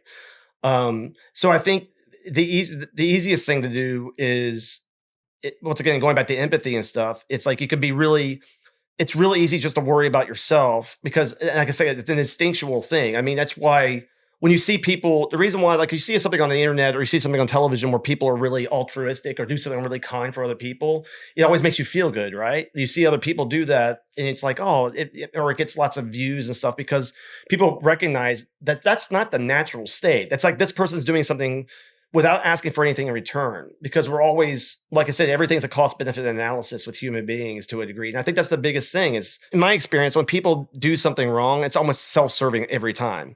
If they're stealing things, what are they doing? They're trying to get more money. If they're unfaithful to their spouse or loved one, it's a selfish act. All these things are selfish acts. It's selflessness. It's the hard thing to do. And so trying to fight against that, once again, that crooked timber of humanity, to fight against our impulses or our fallen nature is the struggle. That's the whole thing. I mean, that's the cheat code, if you will. Because like I said, even our founding fathers, one of the things I love about Christianity and the democracy is that there's the same thing. They both realize human beings are fucked up. Like God, like Jesus even said, is like, hey, you guys are all a fucking mess. Like, just treat each other nice. Can you just be nice to each other? Be kind to each other. Do unto others as you will. And if you look at the founding documents, and if you make the Constitutional Convention and everything, or you read the Federalist Papers, you'll see that what basically they're saying is, I don't trust any of you people with power because you're all fucked up. So we're going to separate everything. You can do this over here to judiciary. You can do this in the legislature. You can do this in the executive. And you guys are, but we're not going to have a king, because the king is a human being and human beings are inherently fucked up. So I think that's over time of 27 years in law enforcement and just in my experience, that's the biggest thing. If you can overcome your innate selfishness and just worrying about yourself, if you can get past that and somehow tame it, you can't get rid of it. It's always going to be there. But to me, that's the biggest flaw. That's the one thing that all humans have, to differing degrees. And I'm no exception to that. So it's like, you just do the best you can. It's interesting because when I would do interviews and people would do like some pretty terrible crimes, and anybody can rationalize anything. Like, you can do the worst thing to somebody else, but you can rationalize it. I was always amazed I could see it. And I agree with you. Like, we all do this to some extent, right? You can rationalize doing something that will cause harm to someone else, but you can sell it to yourself in such a way to make it okay. And sometimes, in our pursuit to live our life, we will hurt people, and sometimes it's inevitable, and sometimes, it causes severe impact or harm. And you're thinking it. Again, I'm going back to my teaching, which is interesting, but I actually learned this in college too. Political theorist Hobbes. He wrote the Leviathan. And what he said in the Leviathan, he said, people are self-serving creatures. We're always in a pursuit for our self-interest. It doesn't mean we're bad, but we're in pursuit. And so that makes it hedonistic. So in the sense, we're always looking for pleasure with minimum pain. Yeah. So if I can get to my pleasure without pain, I'm good. If there's pain involved, I'm going to avoid going for my pleasure. So his thing was, you need government. This was his theory, because they were it was about government, political science. You need government, but each person has to surrender some of their freedoms. And the idea is, I'm going to surrender some of my freedoms to government, but you have to keep everybody else around me in check so they don't hurt me as they're in pursuit of their own self-interest. Yeah. And that's where criminal law comes from. That's the birth of criminal law, because something is a crime. How do we define something as a crime? Yeah. I'm asking you, do you know? Yeah. How do you know? Like, how would you define something as a crime? Well, that's in culture as a society. You know, different societies will have, like, there might be laws in one society that are verboten or you can't do, and then there's other society that's perfectly fine. You know? So crime is defined as,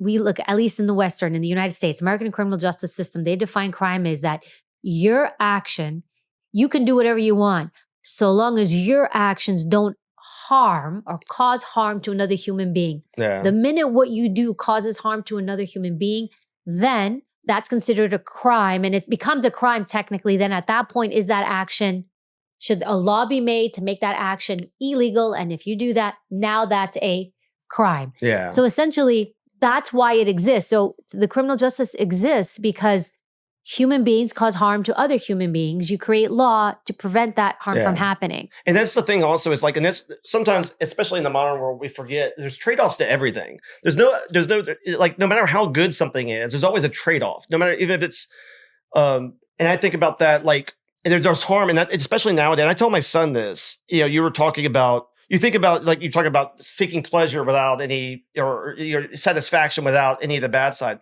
I tell them, I go, anything that's enjoyable can be addictive. Anything. Gambling can be addictive. Shopping can be addictive. I mean, you just run down, and nowadays, all that stuff's available to you. Just keep that in mind. Anything that's pleasurable can be addictive. And so you need to, what you're saying to yourself in your head, you have to be mindful of that voice in your head.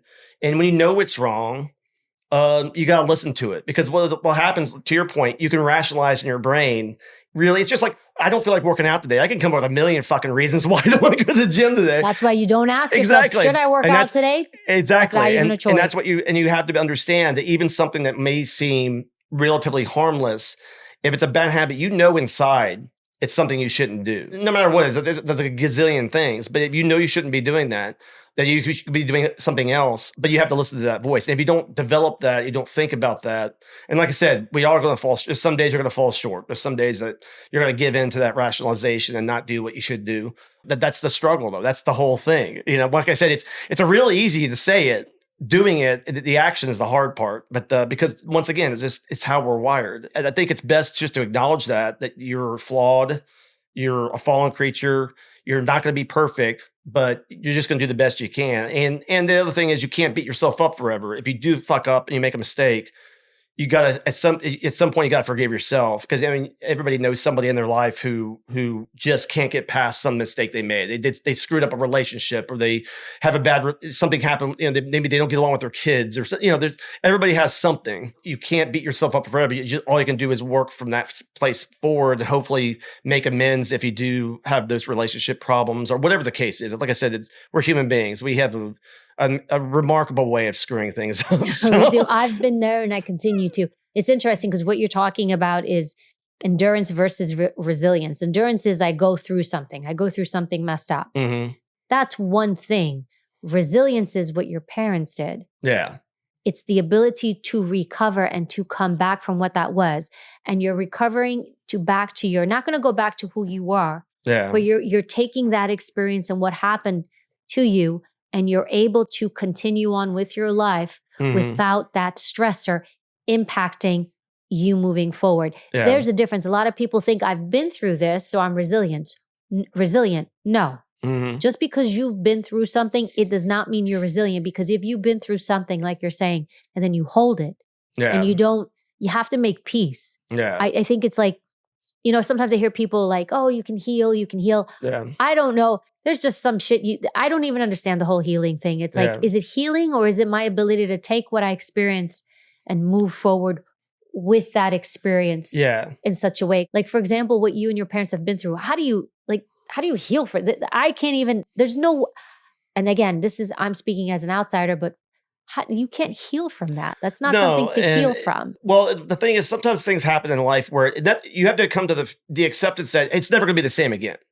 So, and it's a different scenario, but I remember we only have one child, and when he went off to school, it's hard and you're a mother. It's like for my wife having just the one child and then he's off to school. It's like, it's very difficult. It wasn't easy, and it wasn't easy for me either. But obviously you can't replicate motherhood.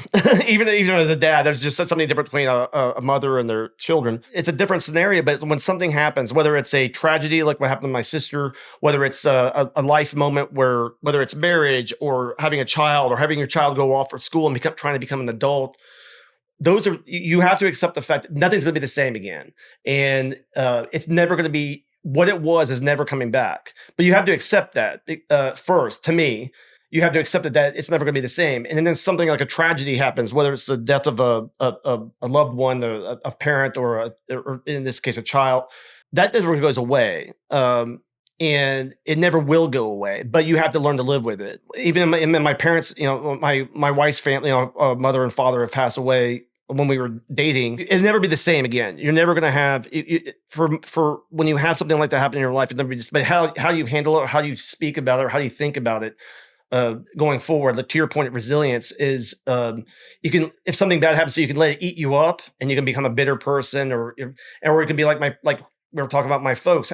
They were able to, under the worst possible circumstances, not only stay together, but raise my brother and I, and they've had a good long life. And, like I said, I can't imagine being in that position. And it's interesting once again, being a kid, you don't pay attention, but as an adult, I see it more clearly now, way more clearly now than I did. Like I said, it wasn't until I was probably in college that it dawned to me what they went through.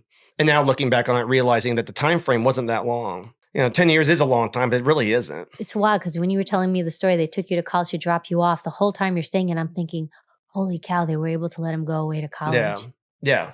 And the thing is, as a kid, as an 18-year-old kid, I was clueless. Because when you're 18, all you're thinking about is yourself. I was going to go play football, so I'm training, and I just want to go kick somebody's ass and, have a good time. And especially an 18-year-old, it's like all you give a shit about yourself. Me. Yeah, the worst. And because there was no self-reflection. And then when you finally look back on it later, that's when you realize it's like, oh God, that had to be fucking terrible. But to your point, I mean, and then also I think it's important to acknowledge that stuff too. You talk about resilience. It's like when somebody does something remarkable or is resilient or they overcome something.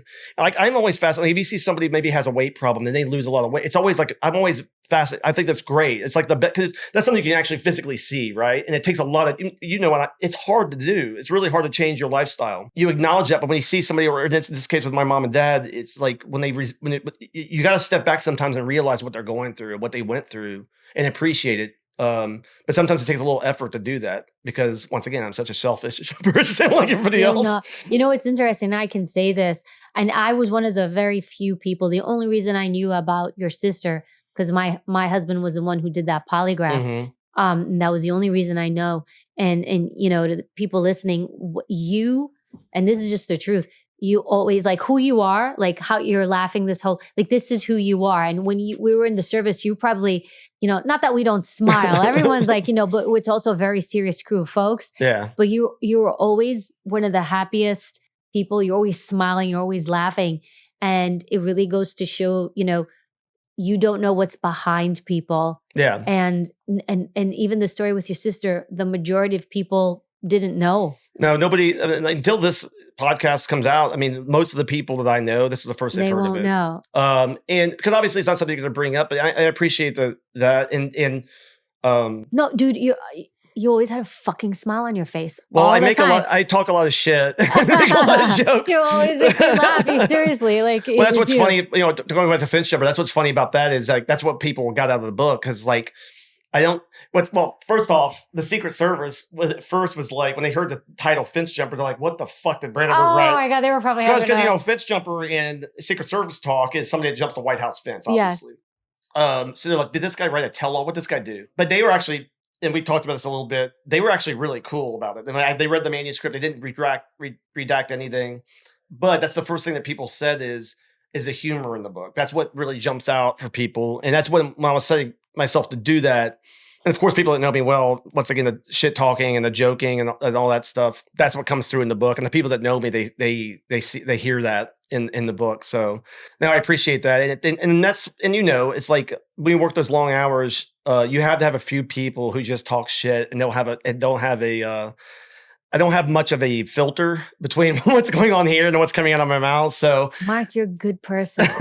Like, I'm not saying this lightly. You're a good person. Well, thank you. You know, like if people ask me like, what do you miss about the service? And I'm always like, I miss the people. Yeah. But that's what consistently, like people because obviously I'm going to be retiring in 3 or 4 years or so. And the people who have retired, that's the same. It's the same thing every time. It's just the caliber of people. It's like they just kind of like pluck these people. And I'm not saying somebody who's not an agent isn't especially unique. Yeah. But the type of personas, like they just pluck characters, and they really do. Like they sit there. And I was actually part of that HR hiring process because I did the polygraphs, and you could really see how much time they invested in like the character of the person. And I will tell you this: I got on young. Man, I would not be the same person. No, yeah. Like I learned so much as a person, and when you're young, you're very selfish. Yeah. You think about yourself, and I was that person too. I didn't see clearly so many things, and it really, like I always say, like I was brave because I was around other brave people. Yeah. I was strong because I was around, other strong people. Again, we're not trying to be an infomercial for the U.S. Secret Service, although they'll probably be happy. Yeah, David, I was going to say, I'm just trying to get back in their good graces. Yeah. U.S. Secret Service, USAjobs.com. But to be fair though, like I will give them, I wrote my book after I left. The fact that they let you write a book while you were in there, I mean, it really speaks volumes to like the trust and then to them. Because they could have been like, nope, you ain't fucking writing anything. That's what's funny. So I'm writing this thing, right? So I spent years working on this thing because, obviously I'm still an active agent, so I couldn't just sit down and write. So I'm like, just finish the fucking. That was kind of my mantra after a while. I was like, just finish. I knew what I wanted to get because I had the ending in my head already. That's how I already knew where I was going with the story. No spoiler alert. So no people spoiler. Can I'm not going to spoil. I'm not going to throw anything out there. Okay. But I was trying to get to that point. So when I wrote, the whole time I'm writing, I'm like, what if the fucking Secret Service just tells me to fucking pound sand on this? Like maybe I'm just wasting my time. And I took it to. So once the publisher was like keen on it, I took it to that one of the first people to read it is your husband, and he was like, because I was insecure as fuck. I was sitting there going, I don't know if this is working. Maybe this is the worst fucking book ever written. I remember, yes. And I remember he's like, Mark, this is pretty fucking good. And I'm like, you think so? I was because. When it's something that's in your head and you're putting it on paper, you don't know how it's going to be conveyed to other people. I understand it because I'm the one. It's in my head. It's coming out of my brain. So it's like, of course, it makes sense to me. Will it make sense to others? And when he said that, and I had some other people read it. Actually, shout out to Sarah Leaders as an agent and friend of mine. She helped read it, and several other people. Ronnie Malhan, several other people read it. My cousin Travis Tohill, who's out in Hollywood, he does like animation and stuff for like movies. So it's like he's a storyteller. So I'm like, hey, see, when he was like, dude, this is pretty fucking good. So now I'm feeling confident about it. And the Secret Service, I gave it to legal, looked at it, the media relations, and it's been really cool. I mean, you always, and you know this better than most. It's like when you put yourself out there in this job, because we are. The Secret Service to your point, we're talking about the culture of the service. The people are great. Those are the people. That's who we miss, and really they're the bedrock of the whole agency, right? It's the people, and that's what makes it special. But there is like a certain compliance to it, where it's like if you go out, if you color outside the lines, it's kind of frowned upon. Yeah, it's like hammer. It's like that. It's like that meme of that cat hitting the other cat in the head. It's like just get back in there. No, I remember. I told you about this when I did my first podcast with Andy Stump on Clear Hot, your friend, and I walked in there, and it's so ingrained in us that it's one voice policy. Like the first thing I thought of is all my fucking colleagues are going to hear this. And I'm not a broadcaster. I don't. I had no experience, and I was just like, well, you're here now. You might as well fucking go for it. And so, but it is ingrained in you that strong. And then it's like, and most people have been very supportive. Of course, I always say, the people who support you will support you. And then you just got to ignore what's not being told in front of you, because that's just part of it. And if you don't want to, once again, everything has a trade-off. So if you think it's just going to be accolades and sunny highlands and all that stuff all the time, then don't put yourself out there. But if you're going to put yourself out there, whether that's writing a book, whether or doing anything yourself, our good friend John Wackrow, who's at CNN a lot, and even Dan Bongino, who we work with, who's had a successful career in media. Anytime you put yourself out there and try to create something, you're going to have naysayers, and you just got to ignore the noise. I made one mistake one time when I was on the first podcast. I went on YouTube and I looked at the comments. I turned it off. It's like, because people were just shit. No, I was like, it's so dumb, because like the first 3 people just shit on me. I'm like, oh God. You can't. That's very hard. Like when they say you're going to have haters, you're going to have haters. Oh yeah. And it's like, and they're going to come from within your circle and outside of your circle. And that's 100%. Quick ones. What is the biggest myth that's out there about the U.S. Secret Service that people like completely get wrong? I think there's a myth, or there's an idea that we have more access to the lives of, say, the president or a protectee than we actually do. Meaning we're around them all the time, but people think we know the deep, dark secrets of what's going on behind the scenes. Like, like as if we're in the Oval Office constantly with them. Like we're there. Like we're telling him what's yeah, all right. Like they're brushing, like he's brushing his fucking teeth and I'm standing behind him. So there's this myth that people think you have this access that's just like, well, just ask the Secret Service. Like, some of the things that happened back in the Clinton years, let's say, people would ask, I go, how's that, how could that stuff happen? These scandals happen? The Secret Service is right there. I go, we're not around them all the time. I mean, they have a life. Yeah. And we're close to them, but that's like, that's probably the biggest myth. And I think the other one is, and I joked about this before, is because let's face it, the Secret Service, it's a cool fucking name. But the name came from, we were made to stop counterfeiting at the end of the Civil War, and they were actually secret operatives. So we got this cool name just by virtue of they were actual secret operatives. And then by the time McKinley got shot, by then, 3 presidents have been killed or assassinated in like 30 years. And we're like, maybe we should fucking have somebody with some guns around the president. And they didn't have anybody around. 1901. 1901. 1901 is when protection started, and I think it was part-time protection. Yeah, so it was even full-time. Because Teddy Roosevelt was the vice president, so he took over the presidency. The first guy we protected was Teddy Roosevelt, which is kind of ironic because he was always packing a gun anyway. He probably could handle himself, but anyway, we came around. And so we have this, I just think it's funny. I always joke, I go, we're police officers, we're cops, but we have this cool fucking name. So everybody, the funniest thing is that like somebody from the United Kingdom comes to DC, if our jacket says Secret Service, because the Secret Service over there is like the CIA. And so they're like, why the fuck would you have a jacket that says Secret Service? What's so secret about that? I go, it's just a cool name, man. Cool jacket. I think I still have mine. I don't wear it anywhere, but it's a cool. No, look, I'm glad we have the cool name because, like I said, I joked before. It's like if they created us now, we'd be like the Executive Protection Service. We'd be EPS. It'd be lame as shit. So I'm happy. Our branding is fucking great. I want to ask you this. I'm curious about this. It's going to come off a little bit far, but I'm going to ask it because one of my producers wanted me to ask this too. Yeah. Ghosts in the White House. I don't buy in the ghost thing. I don't think there's any ghosts. Did you ever experience anything when you worked midnights? Anything. Did you ever talk to the butlers that worked at the White House about it? I've talked to them. I don't think I talked about the ghosts. Supposedly, what's the talk was like in a Lincoln bedroom or something like that. But I've heard people talk about it. I don't know. What have you heard? I'm just curious. People just saying shit that like they've heard stuff or something like that, but nothing. I mean, nothing really cool, like nothing like a candelabra like floating in the air or some shit. Which I want something like if I want something to be like I want it to be no doubt. If I'm going to see a ghost, I want it to be straight up. No, man, no way. Not when I worked midnight shift. I was like, terrorists, no problem. They can all come freaking like drop in from the helos. Ghosts, no thank you. Bullets go right through the ghost. Yes. Like there's no way to protect yourself. Yeah, no, I don't think I don't know if anybody had experienced like a real had a real experience with the ghosts of the White House. It would be cool though. I heard that there were, and I remember the butlers telling me stories. If there's a place that would have ghosts, that would definitely be it. Where? The White House, somewhere. Oh, for sure. Like somewhere in mansion. Well, the White House had a big fire, remember? Yeah. There was a massive fire that destroyed the whole White House. Yeah. The War of 1812 got burned down. Yes. Some of the public may not know this, but it's actually harder to become a U.S. Secret Service agent than it is to be an elected official. In fact, I remember, I'm not going to say which elected official this was. There was an official, I remember, there was a story that came out where he wanted to be an agent, was disqualified, and then he became a politician. It's funny, if it comes to elected officials, obviously the only vetting process is the election process. You can be a person with all, if you haven't been thrown in jail for something or whatever, you don't know.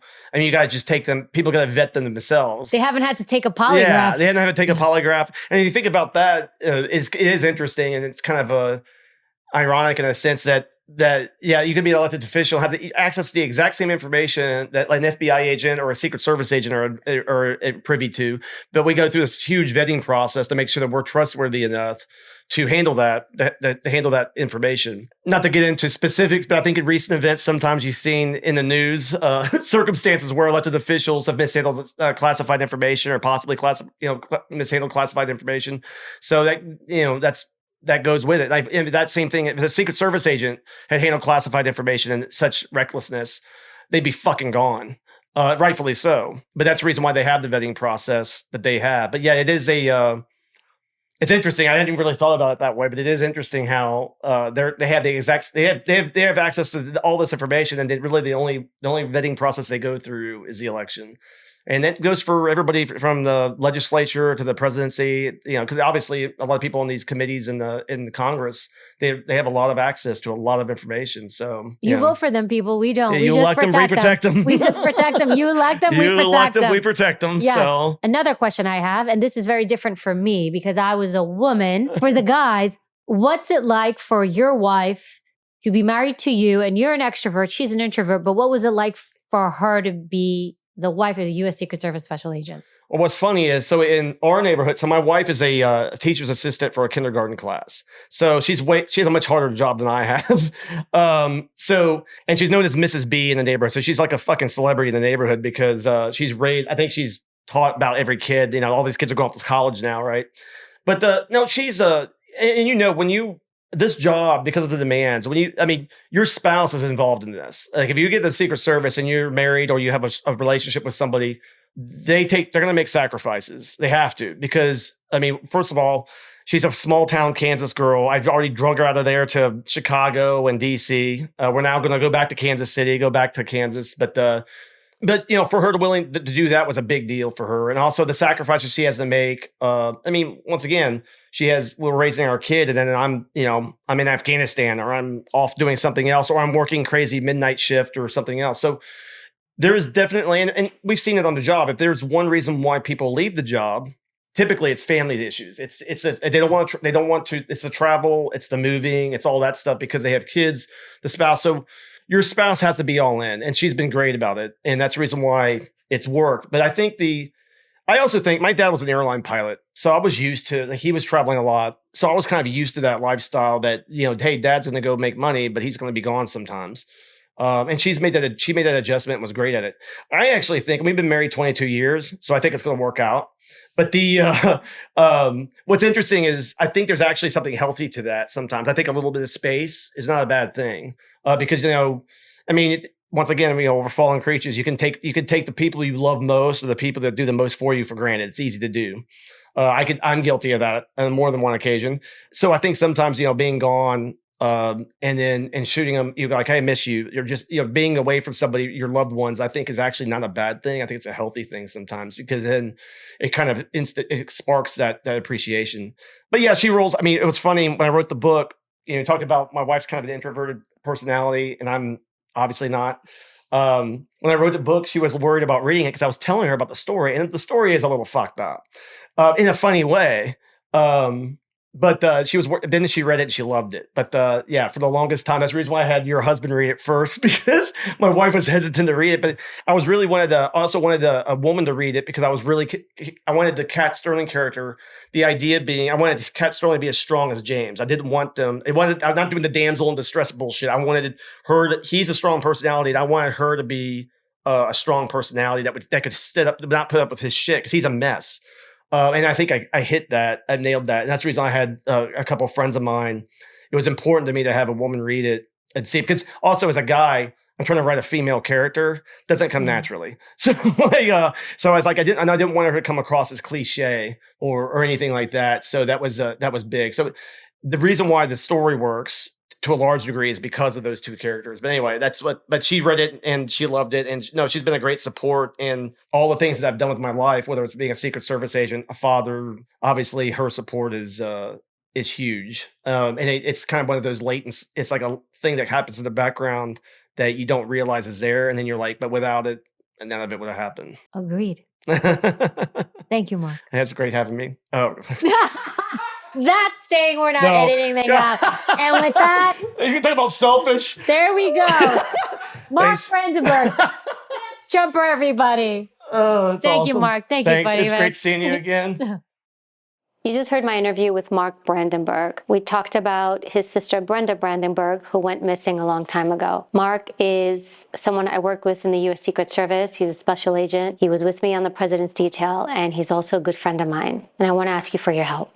Brenda was born October 15th, 1963, and she was a student at North Texas State University. On September 24th, 1981, Brenda went to a gathering hosted by a fraternity known as Pi Kappa Alpha, or Pikes. The location of this party was at 1024 West Hickory in Denton, Texas. The following morning, Brenda's body was discovered in a field by a local jogger. When Brenda was found, she was fully clothed, and her death appeared to be strangulation. This is where I'm asking you for your help. Nothing's been done with this case. It's never been solved. For over 40 years, Mark, his mother, father, sisters, and his brother don't know what happened to Brenda. If you know anything, if you have any information, if you're from the area, whatever you can do and whatever you can share, we would appreciate. It's not about catching the bad guy, but it's really about bringing justice. I've worked so many cases, and one of the most painful things that I've had to see is when we can't give people justice, victims justice. Brenda isn't the only victim. So is Mark's family. So with their blessing, I'm sharing this story with you. Mark's family hasn't talked about Brenda or this case in a really long time. And today, they have given me the okay to share it with you. And I am hoping that with you and your help and sharing this story with others, that we can create some new leads and new information that can bring light to this and maybe, just maybe, get some justice from Mark's family and for Brenda. If you have any information about this case, you were at the party, or you know somebody there, or you heard a story, anything that you think could be truly tangible that we could follow through, please reach out to the Denton County Sheriff's Office. You can reach them at 940-349-1600. Thank you, and I appreciate you. In my world, I do the equivalent of solving digital cancer. That data is able to uniquely identify you. Your phones, your data knows more about you than you know about yourself. This country, there is no data privacy. There's a reason why you have targeted advertising. Companies are listening. How does that become money? Your data equals money. If it wasn't valuable, they wouldn't be grabbed.